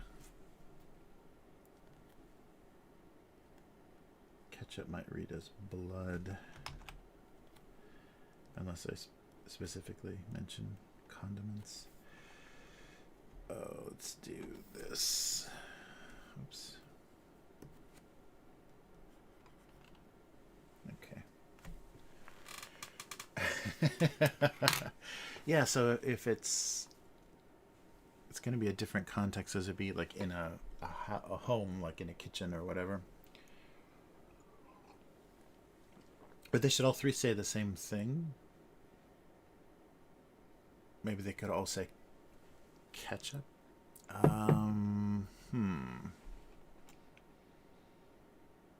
Yeah, let's see if how that works. I don't know. Maybe I should just use this font. Where's my rest of my word? There it is.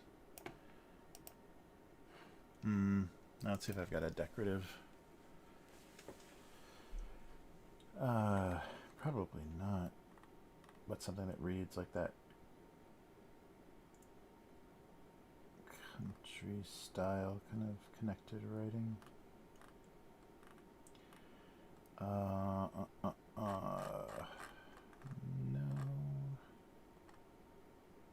This one.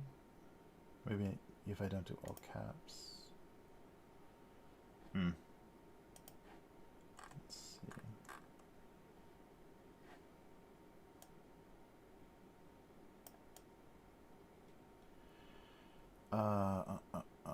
Sorry, just a sec.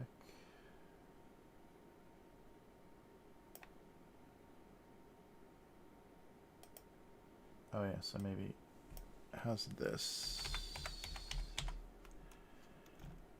Yeah, something like that. I'll take a look at that example again. We're trying to picture the yeah, close, something like that.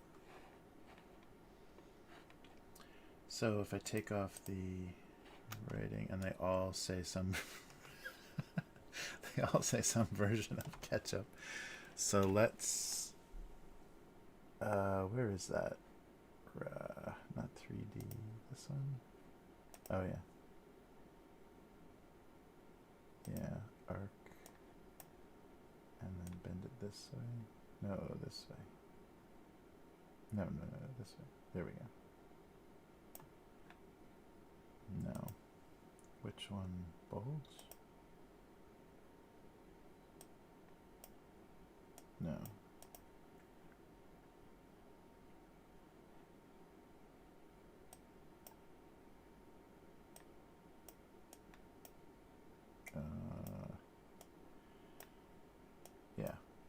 What's going on? The preview is totally broken. Let's try that again.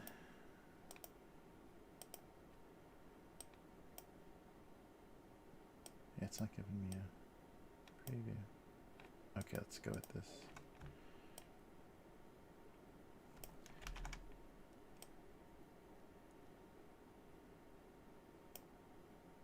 Okay, and then just turn this into something editable. Can I do that? There it is.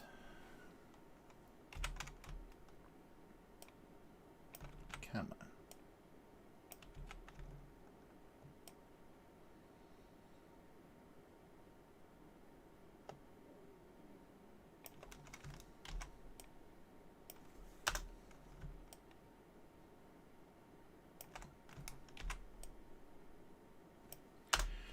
All right, and then just erase away the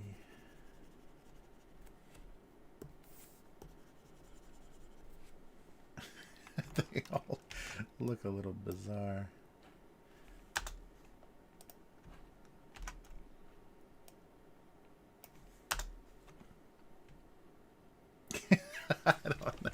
I don't know if this is working or it's just too weird.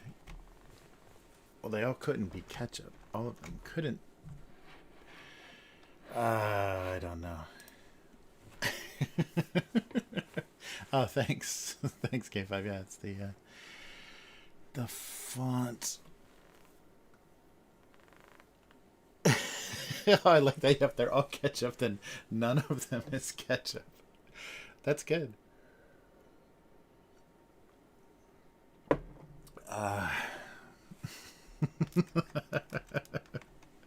Yeah, I like that a lot. If they were all ketchup, then none of them were ketchup. Alright, let's try a little bit. Maybe just at the top.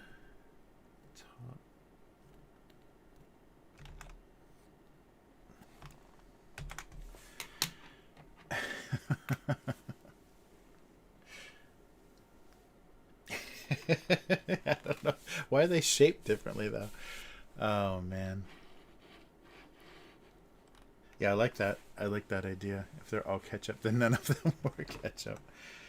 Good stuff. All right, and yeah, something about washing dishes in a bubble bath.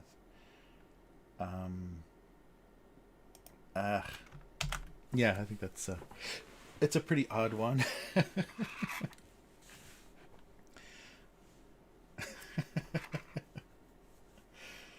All right. Yeah, let me put that as a placeholder because I think I'll do the convenience store thing first.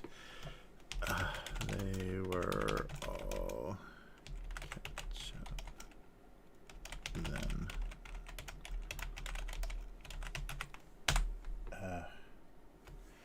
none of them were. Or they couldn't all be ketchup.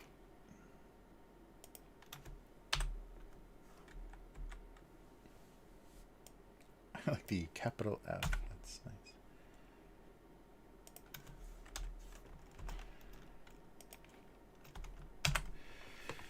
Then what's the red one? All right. Yeah, let's do the convenience store thing real quick.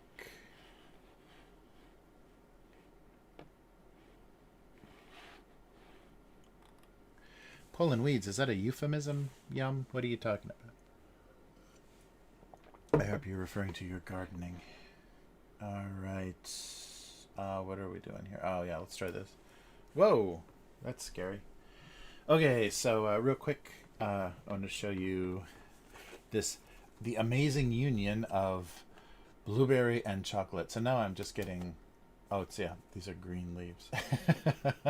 So now I'm just getting really lazy at the convenience store. I'm like, oh, that looks good to try, and it doesn't look disgusting, and it's not some dried fish snack.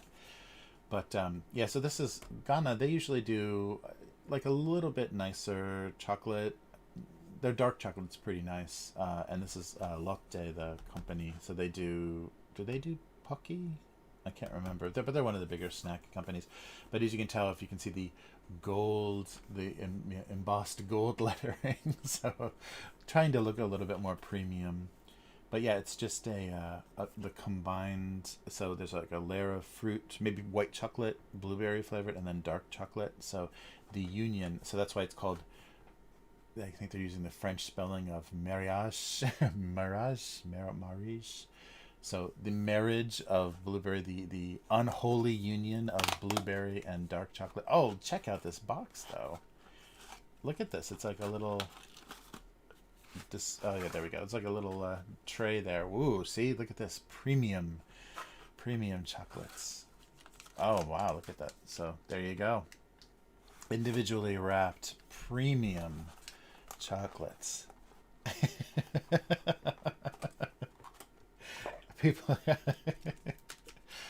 People keep calling your name. All right, so let's see. Oh, these are pretty tiny. Wow. Little tiny square of chocolate. But you can see this side is a dark chocolate and this side is probably white chocolate with blueberry. What's the little symbol on there? What is that? Is that a G for Ghana?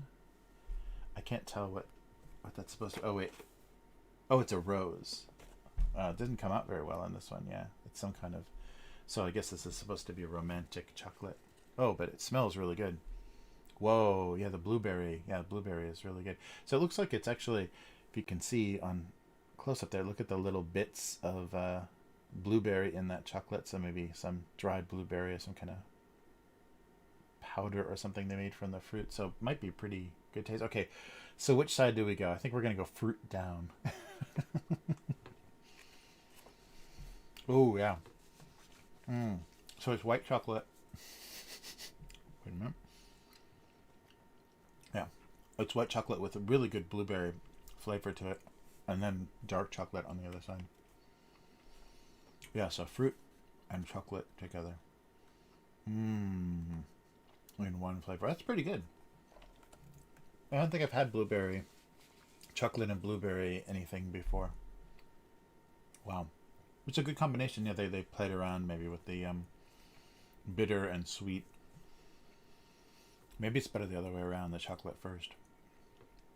Because the other one is pretty sweet. But wow. That is pretty good. Okay, one more. They're tiny. They're so small. You could imagine these could melt pretty quick though. In the summer weather, this might not do well.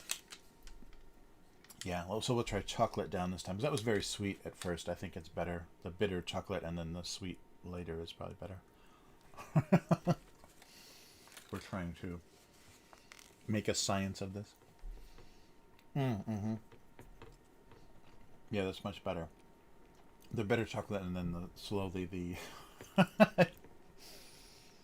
They're small, but just big enough to make me talk funny.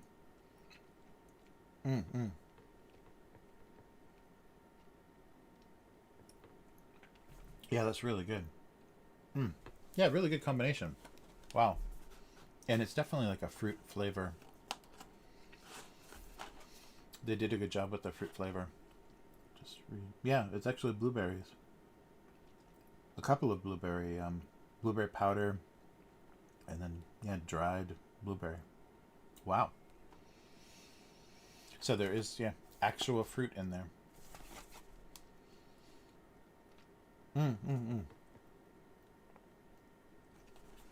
Wow, that's really good.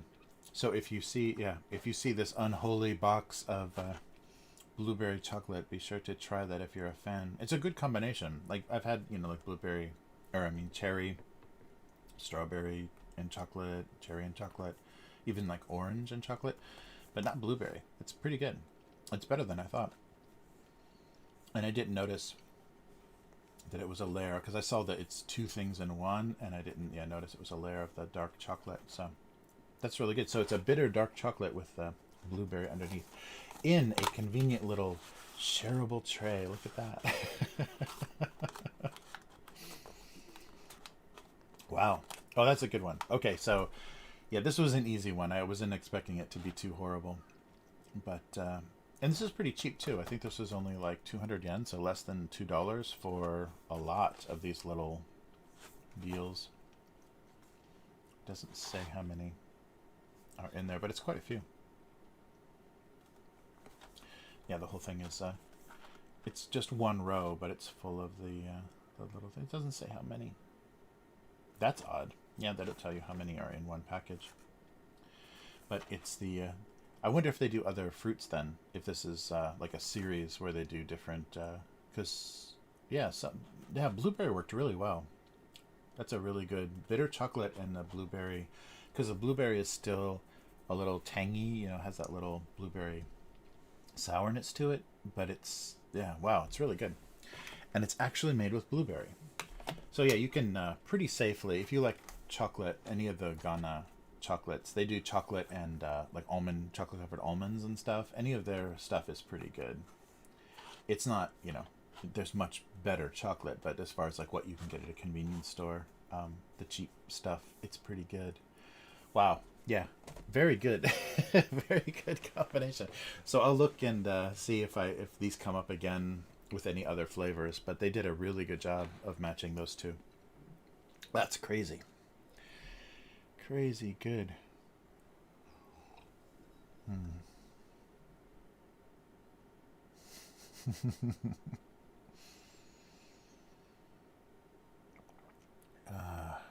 Nice. Hey, said with silence, how's it going? You got here just just in time to watch me talk with my mouth full of chocolate. But it's surprising because I think they're trying to go after, because sometimes the after work, like a parent will just stop at the convenience store and grab a few things. So this is one of those like kind of tempting things that they put in convenience stores for people to grab. Yeah, it's weird. The shoppers at the convenience store. So a lot of the time, especially for lunchtime, if it's in a business area, it's the offices. So people are grabbing all the salads and pasta and everything, and kind of the obento and stuff. So all the lunch stuff is really popular. But if it's kind of an isolated, like in a small town area or whatever, it's a lot of the construction workers or the day workers that are building houses or whatever. So they go and for their lunch break, just go and get something heated up at the convenience store.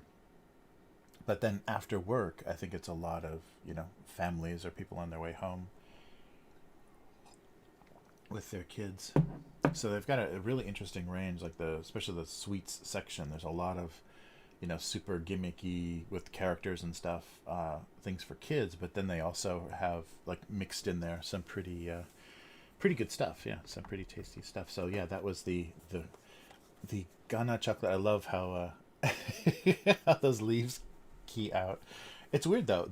So this is embossed gold here, but everywhere else they print it, it's just like kind of a tan color. It's like you can't really do gold, but they spent the money to make it look premium. I guess if you face it out on the shelf like this, it's like, ooh, that looks expensive. The most expensive $2 I've ever spent. All right, so let's get back to the writing part and see if we can come up with another loafiness for the for these cartoons. Nice. Oh, cool.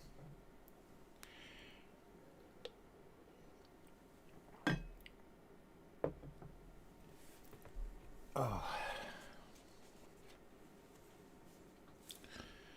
Nice.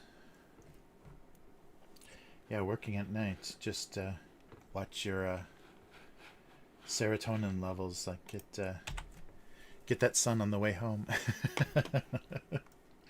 as it's coming up. All right.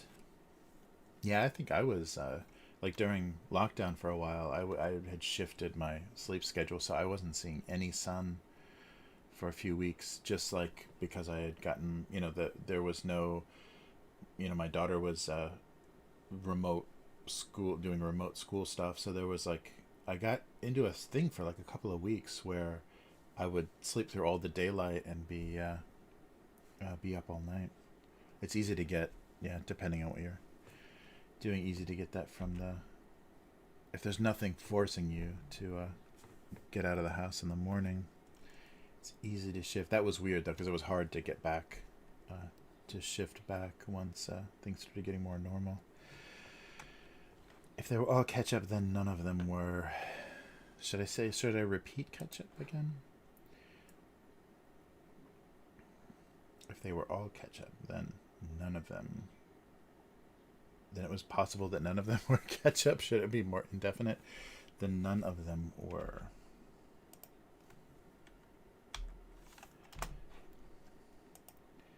They were all ketchup, and none of them were.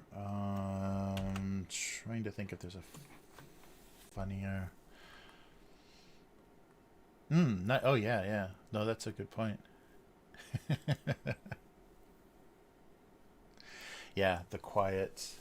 Yeah, that's amazing. The kind of, yeah, serene kind of quiet. And I for a while I got stuck. I was waking up at like 4 something, 5 something, and seeing the sun come up every morning. That was nice. That was very interesting too, because it's this crazy, like, you know, either purple or pink or bright orange light that just like fills the whole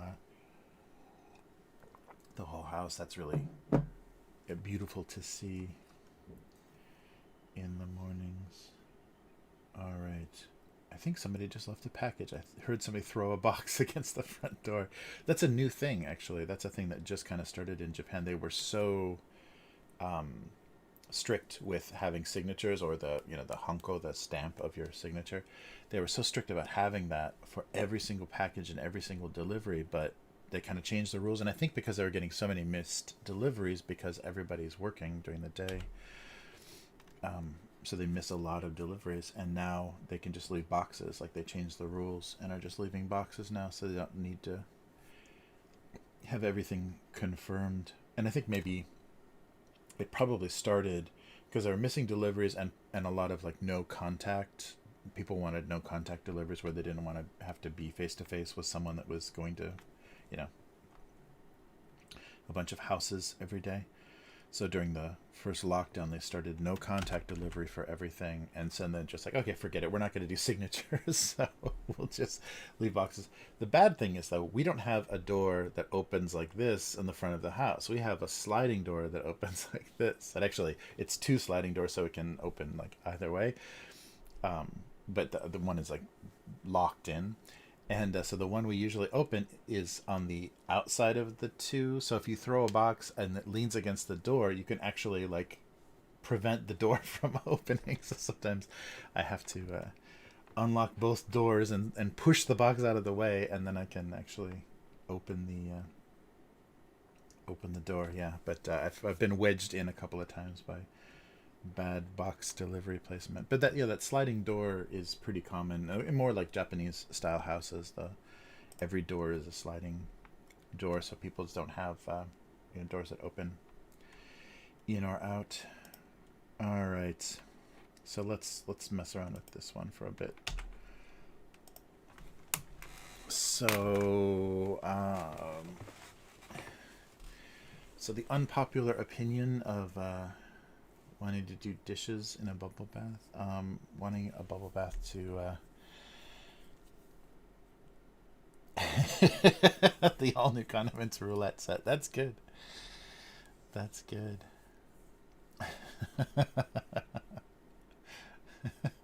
Yeah, ketchup roulette is good.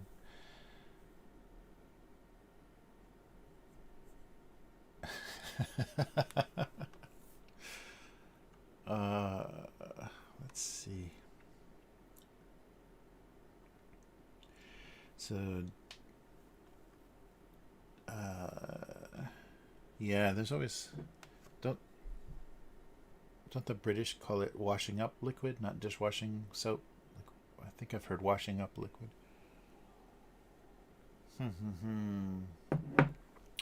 So dish soap. So someone always. But multitasking the bubble bath. Actually, let me. I don't need that. The tablet here. Let me get the keyboard here. The I like that. Is it soap? Is it ranch?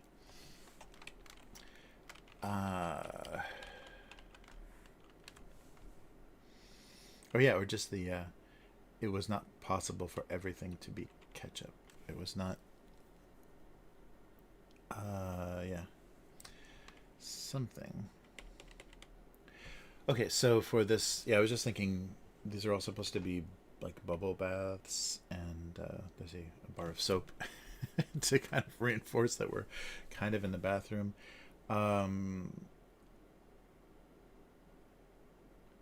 yeah, so dishwashing is one word, isn't it? Dishwashing liquid always brought her kitchen sensibilities. Yikes. Sensibilities to every. Why is she bubble bath? Why is she involved in any bubble bath? Yeah, so washing dishes.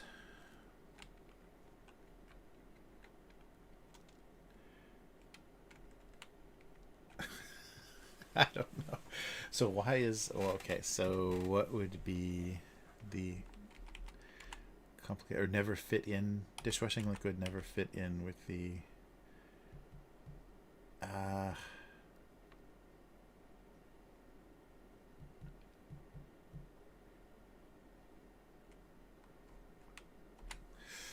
let's see, standing out. Oh yeah, washing up liquid.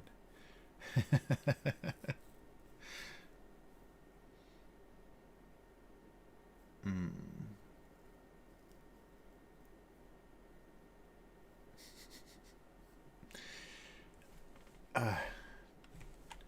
Dishwashing liquid always brought her kitchen sensibilities.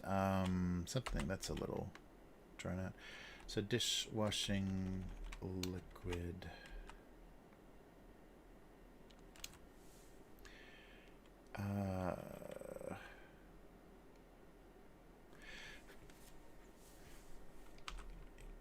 Yeah, overemphasized. There's a hysterical word.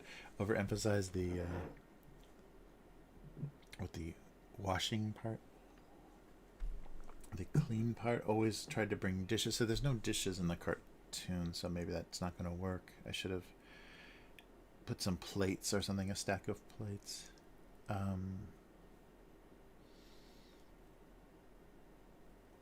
Or just the wrong smell. Yeah, always brought the wrong. Yeah, because always dishwashing liquid is not a relaxing smell. It's always a clean smell.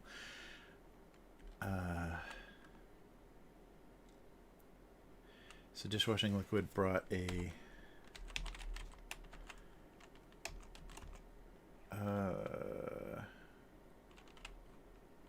So not wrong thinking, but brought a odd sensibility, a different thinking, an odd.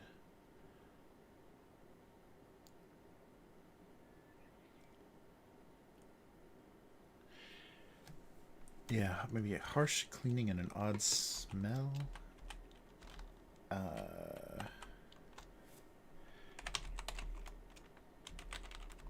Just smelled wrong.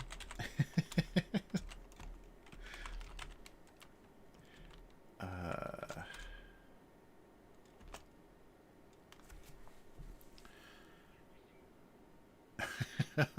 don't. Just smelled wrong.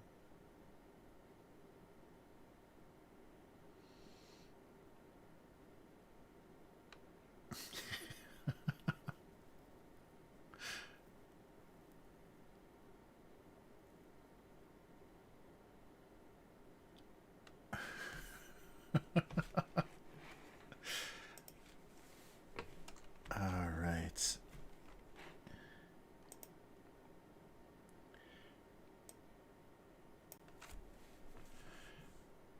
Or just, yeah, the fact that the so Yeah, couldn't relax.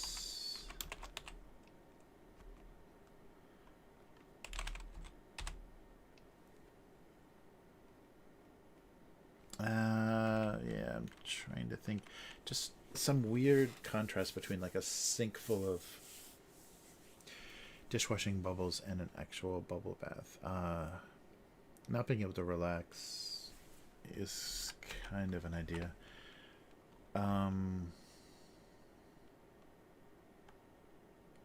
Yeah, so it didn't fit in because of the smell and the obsession of cleanliness. Like the fragrance was wrong.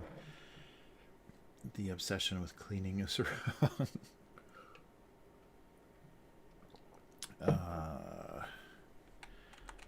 Hmm.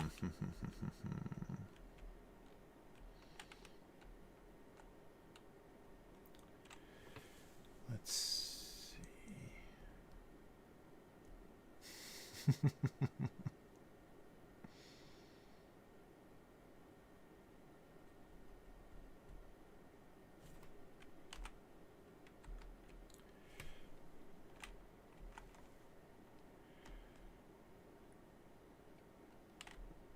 Let's see. The liquid. Dishwashing liquid wasn't relaxing enough, or yeah, smelled funny and wasn't relaxing enough. There's got to be something with the weird smell of clean dishes.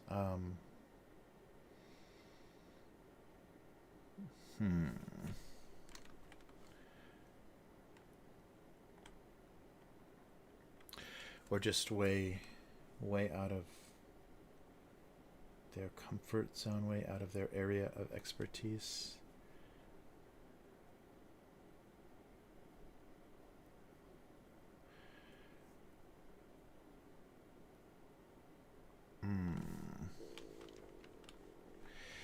Yeah, being nervous or uptight, something that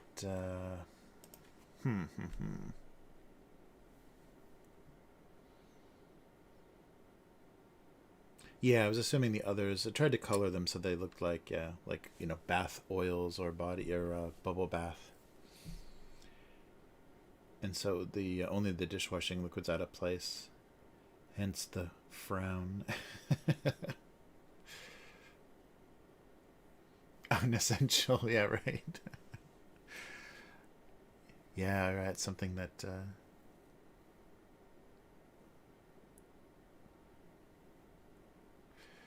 yeah, or what else? Yeah, or for a strange it's not enough of a contrast. It's not weird enough.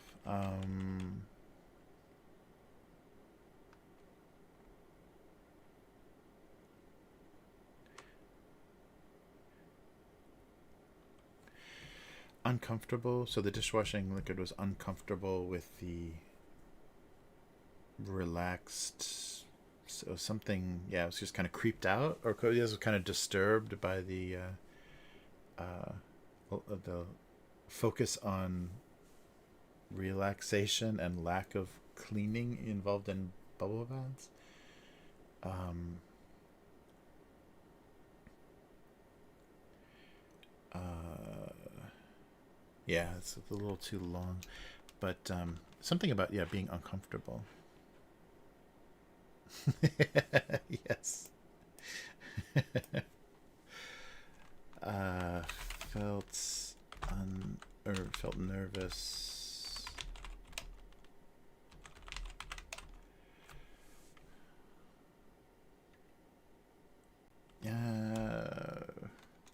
Was oof. How did I do that?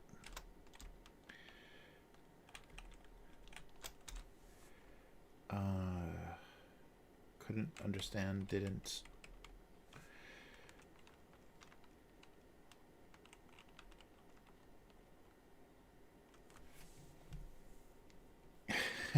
An over-scented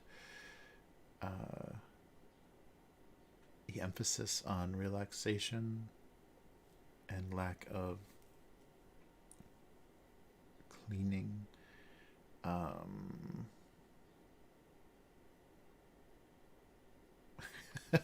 Something about cutting grease. I don't know.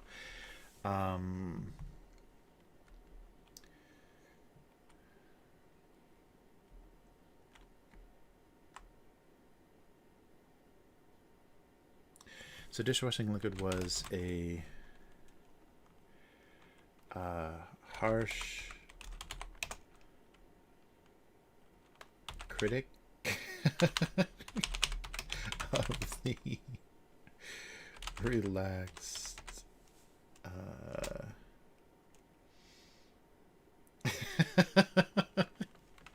the relaxed nature of bubble baths. Something like that. Dishwashing liquid was a harsh critic. Oh, he ended with a / was a harsh critic of the relaxed nature. Maybe something else that was wrong with bubble baths. Was a harsh critic of the relaxed nature of bubble baths.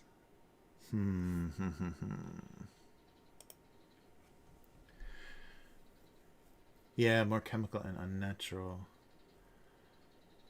Yeah, thanks, said with science. Yeah, that's exactly what I was thinking. Is kind of the fragrance is going to be weird in a bath, and so doesn't understand just like soaking and relaxed.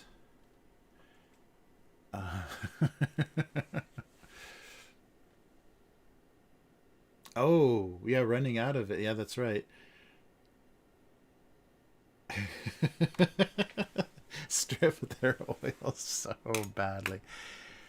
Yeah, that's right. I wish I could show emptiness on those bottles, but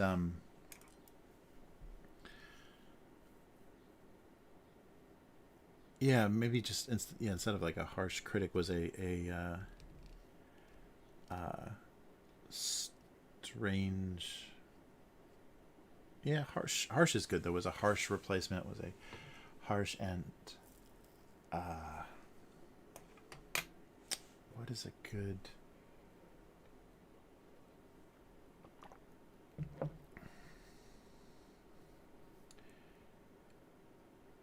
A harsh, uncomfortable substitute for was no substitute for bubble bath. Was a terrible substitution for bubble bath. I already saw something I wanted to fix here. Wait a minute. Where's my cursor? Let's do a little light here. Oops. Yeah, I'm still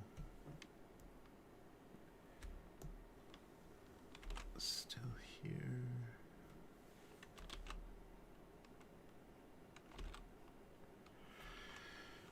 There we go. Dishwashing liquid. Yeah, felt completely over equipped.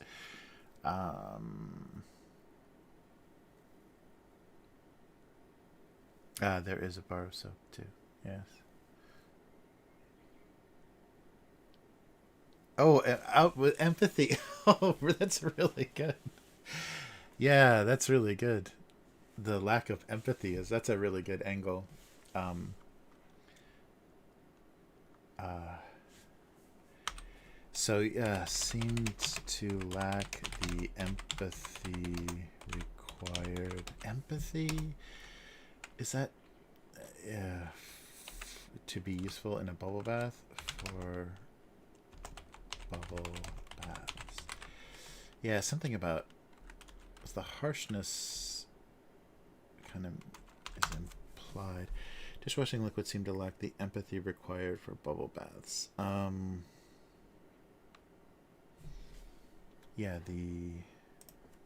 Empathy is really good. I like empathetic bubble bath.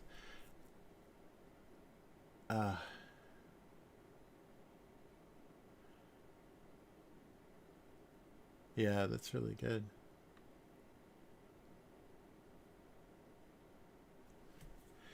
Yeah, very stripping. Oh, I love how I spelled.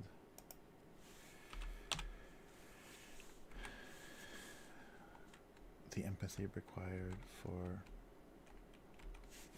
relaxing bubble baths. Dishwashing liquids seem to lack the empathy required for relaxing bubble baths. That's close, because if it's already understood that, yeah, it's a stronger soap, it smells weird. Seem to lack, or just like I could just not dumb it down.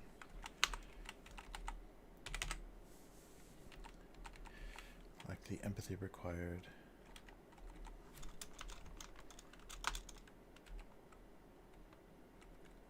Oh, maybe empathy and fragrance. We could put both in there. Hey, 3 lines. What a style. So maybe here. Ooh, it's a long one. Dishwashing liquid lacked the empathy and fragrance required for relaxing bubble baths.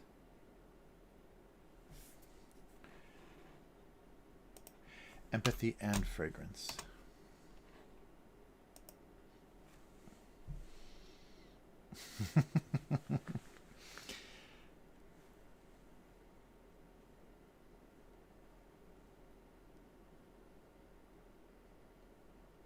Yeah, that's really good. Said with silence. That's really good thinking. I like that. I like that idea very much. That it's, yeah, that something that's meant to be relaxing and smell good, and yeah. So dishwashing liquid lacked the empathy and fragrance required for relaxing bubble baths. So those two things, empathy and fragrance, I think works good. It's a long one, but I think there's enough in there.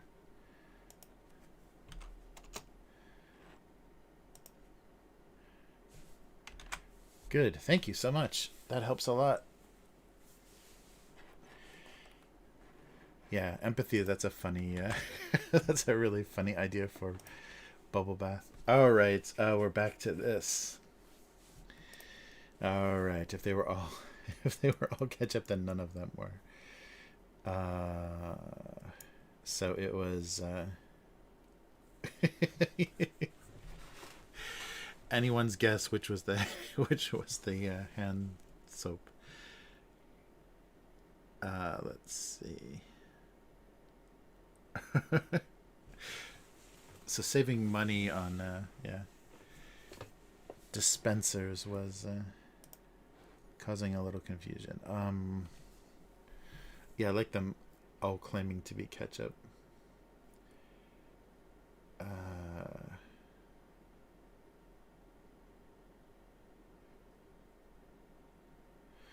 Or truly ketchup.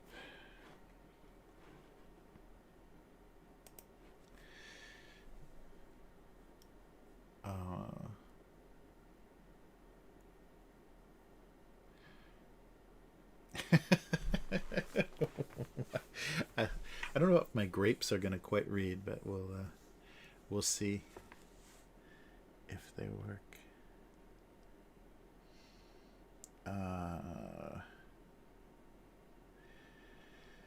Yeah, so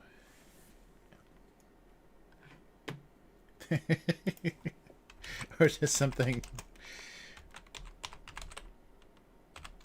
It couldn't all be ketchup. So a very short one and a very long one.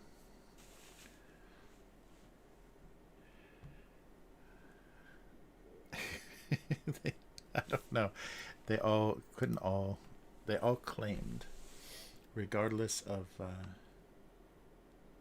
claims.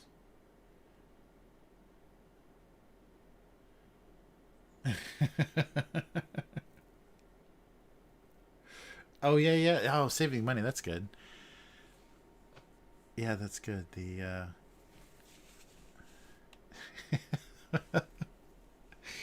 how did they find so many ketchup looking or ketchup labeled soap dispensers?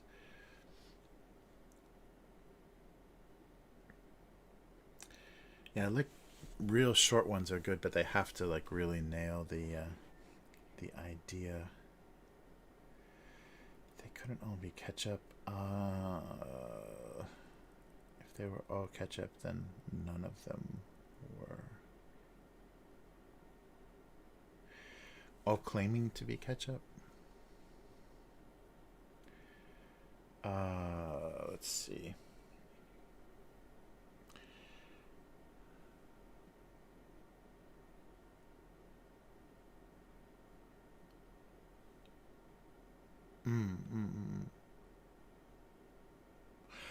Oh, that's a good point. Yeah, yeah. Yeah, if one wasn't ketchup, then if they're all ketchup, then none of them were, would make more sense. So what is so something green? What's like a hands? Well, I guess that's I was kind of going with a hand sanitizer color, but what would be, where's the color there? Oh, that's right. I made new layers for everything. So it must be up here somewhere. There it is. Okay, let's duplicate this just in case we want to retreat. So what's a third? Yeah, they're all lying. So like a green.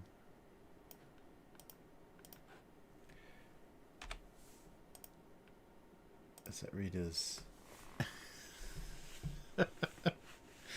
What is that read as? Maybe kind of dishwashing liquid. Having trouble with identity. Oh yeah, I want to be careful though. I don't want to, because people are identifying as things, and I don't want to be insulting as they. That would be funny. I'd like to do that. Like they all self-identified as ketchup, but that might be a little insulting. Let's see. I like none of them being ketchup. That's much funnier.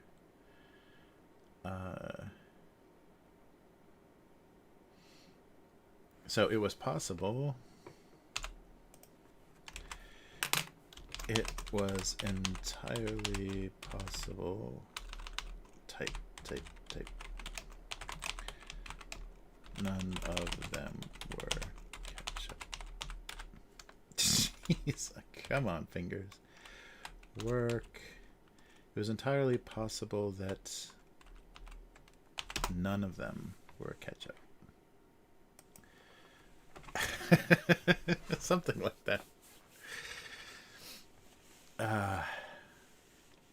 Yeah, just having green be, yeah, whatever it is.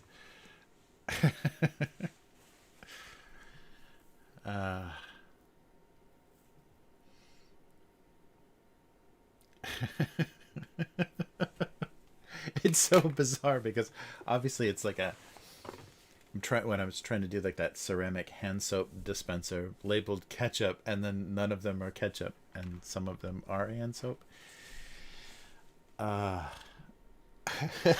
Sure, this is going to be another one of those head scratchers for some of the readers. They're going to be but I like the weirdness of where this came from. So K5's suggestion of the mislabeled soap container. So stupid. I'm like laughing and coughing at the same time. Oh my god. All right. Yeah, it was entirely possible that none of them were ketchup. All right. Very confusing but funny. Yeah. Yeah, but it just makes the whole, like, why would, if you even bought one of those, why would you buy 3 of those? Yes.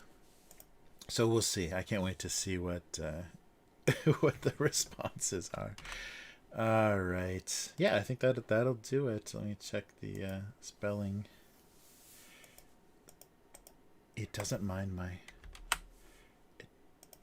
spelling of ketchup. And dishwashing liquid lacked the empathy and fragrance required for relaxing bubble baths. I'll have to look that up. It doesn't like it as one word, but often Adobe has a very old dictionary.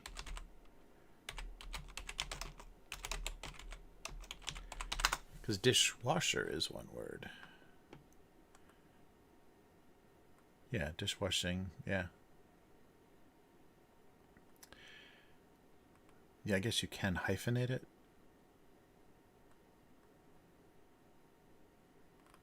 But yeah, I like how that looks better. So dishwashing liquid lack the empathy and fragrance required for relaxing bubble baths. Nice. Where's this going? Okay.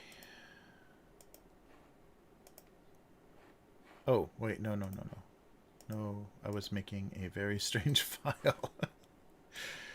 Yeah, I think actually PNGs work okay.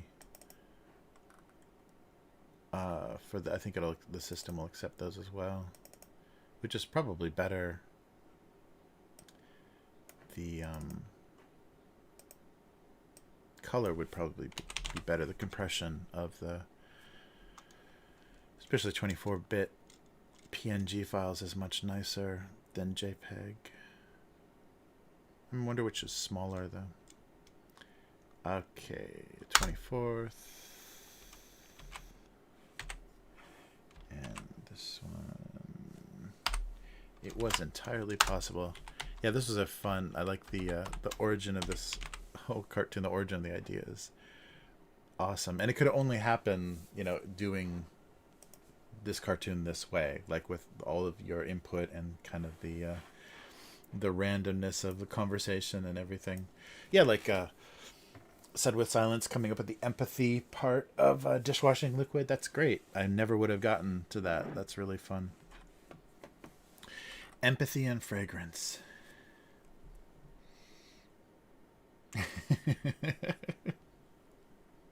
Why are there grapes? Exactly.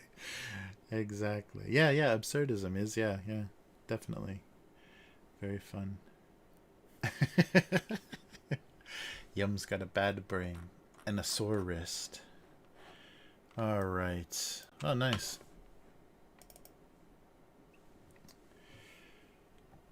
Oh. Yeah, I hope. There we go. Yeah, we're headed into, I guess it's only like a week away. I guess it's starts middle of July, but we're, just a couple of weeks away from the Olympics. That'll be a weird thing to, see how it goes. I'll definitely keep you guys updated about, because there's probably a lot of news and information that's going to come out about it that they'll talk about domestically in Japan, but they may not share internationally. And the international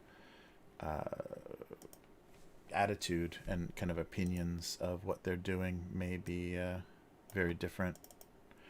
So it'll be fun to kind of compare how the international press is looking at Japan's handling of this and what they're going to be saying about it, and then I can kind of let you guys know what's being said inside the country. Yeah, because it's going to be a weird. It's going to be it's a first time this kind of thing has ever happened, so it's bound to be strange, just because. Smooth Wayne.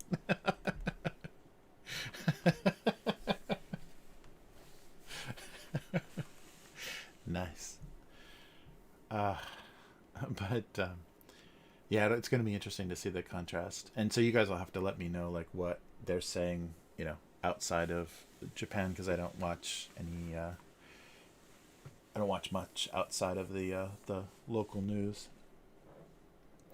So we'll get to see, how this whole thing is going to be received. Yeah, I'm curious, because they still haven't said, like, the people that bought in the lottery, they got the tickets for specific events in Japan. They haven't said if they're even allowed to go to the events or what the situation is. So I'm curious how they're handling this, even just for people domestically. And there's going to be, everyone gets upset about everything, so we will see.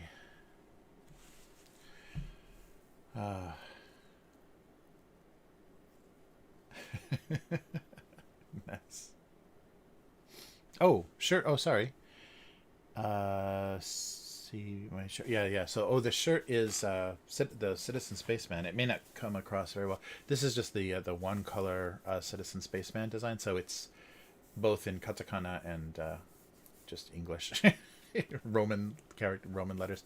But yeah, it's the one color shirt that I did for my comics. And I was just thinking about doing an animated version of this, because I realized I did all these drawings, all the characters in vector art, so it'd be really easy to just put them all in break them up into pieces and put them all as I built them into After Effects or Flash, which doesn't exist anymore, so Animator, whatever it's called, and do a like a real slow moving, kind of drifting animation with these characters, and then just tell the story.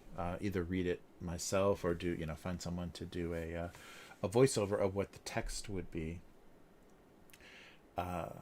Because I wouldn't even have to do text. I wouldn't do text balloons if I was doing it as an animation. So it might be fun to do that, because I've got enough experience now with the audio editing for doing the Nmity Stories that I could probably come up with some interesting effects and everything. But to do a real slow kind of atmospheric version of those version of that story, but just as because that might be, because I think originally a lot of that idea was kind of that 70s French sci-fi cartoon like weirdness, so then it can have music and sound effects, and then just have the voiceover of telling the story of the animation. And maybe, I don't know if I need to give the character a voice or not.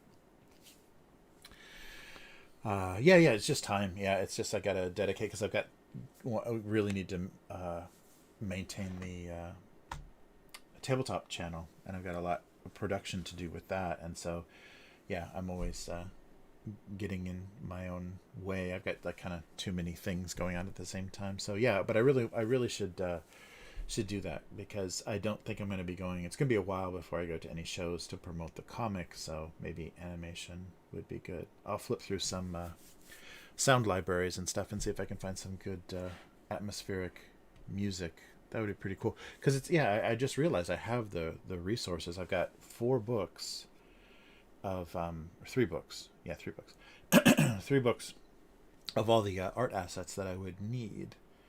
So yeah, that'd be pretty cool. And I could also do the thing that I was thinking that I wanted to do if I did a color version of the comics, is just do a gradient, like you'll see on the covers or on the website, just a moving gradient. So do things on layers, and but have the color of everything like constantly shifting. So yeah, so you can't tell, like not on this shirt. You can see here's like the little shading and rendering I did, but the stuff that I did on the yeah, I'll bring one of those up. There's got to be one somewhere, but the yeah, I should definitely put some more work. I want to do a 4th book, but I definitely also want to put some more work into. Let me see if the PSD cover. Oh, these are all the. I don't know what these are going to look like. Let's see what this looks like. Let's see if I can get this across. Yeah, and if you want to read, I plugged it before, but if you want to read, come on, open file. Let's see if it still exists. I don't check on my websites often enough. There we go. Yeah. So here is that's the website. It's bilingual. Yeah, I did it kind of bilingual. Oh yeah, and I gotta get Joe his books. Joe ordered comics. Oh yeah, you can see on there it is. Okay, so that's the kind of gradient thing. So I didn't know how I wanted to color things. So yeah, this is something I'm gonna have to. God damn. Every time I'm on the wrong screen. So the gimmick of the comics is that they're bilingual, so that Japanese is read right to left, English is read left to right. So I did a 24-page comic, but it's 12 pages of English, 12 pages of Japanese, and they meet in the middle. I probably have one somewhere close by. They meet in the middle, so a big splash page in the middle that has both languages like on the same frame, but otherwise the two languages are completely different. So it's a flip cover where the one side is the Japanese and one side is the English. But you can see the gradient. I'd love to do that with the animation, is keep those layer effects going on with the gradient, so things are moving, and then the whole. I gotta do that. I gotta figure out how to. So that has to be After Effects. Then I can't do that in Animator, I don't think. But maybe just do a huge gradient of red to blue to green, and just kind of slide the whole thing along. Yeah, I don't know. I wonder what would be there, or some programming in After Effects, some scripting or whatever in After Effects. But yeah, that would be really fun to do, because I don't want to color things. Like I don't have any idea like what the colors of these things are. So to keep them this kind of look would be nice. I got to play around with that to figure out how to. I love how the shadows are different on the covers. But yeah, if I can find the right music, then I definitely would get inspired to like lay out the whole thing in animation. And if you want to read it, if you want to read the beginning of the story, the first issue, it's all there in English. You can just scroll down. But yeah, if I could keep that look of everything, that would make me really happy to to do that. But oh yeah, and my flying through space effect. Yeah. It could be fun. I mean, it's a lot of work, but it's actually beautiful. Beautiful story.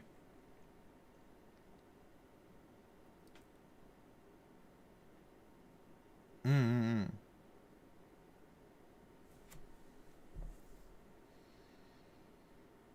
Yeah, that's true. Yeah, I think the that would be that would be good.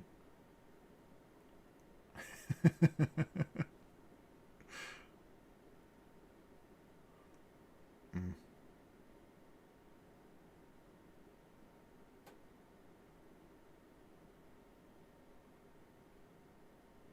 Mm-mm. Nice, but yeah. So I got to do something. Yeah, do something more with that, because this idea came from the just the idea of being lost in another culture, and so the character just like loses themselves, off of the planet in the universe somewhere. So I, oh my god, I want to, just do that. Oh wow, Twitch is telling me if I want to be famous, I need to go to bigfollows.com. Bigfollows.com spams the hell out of Twitch. I can't believe Twitch can't stop that. Wow. If you want to be famous, you should buy followers. Is that how I got all of you? Did I get drunk and misplace an order for followers, and that's how that's how this chat was formed? You're all being paid by Big Follows to sit on this chat. Crazy. Yeah, so I'm gonna do something with that. That really keeps bugging me. The gimmick sold a lot of books. Like I sold a lot of the individual issues. But there's a better way to get that story across, I think. I knew it. I knew it. Big Follows. Damn you. So if I stop paying my Big Follows bill, I'm going to be big unfollowed. Oh, man.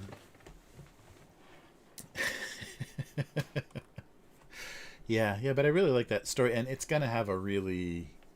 I'm just... Spoiler alert, I think it's going to have a really sad ending. But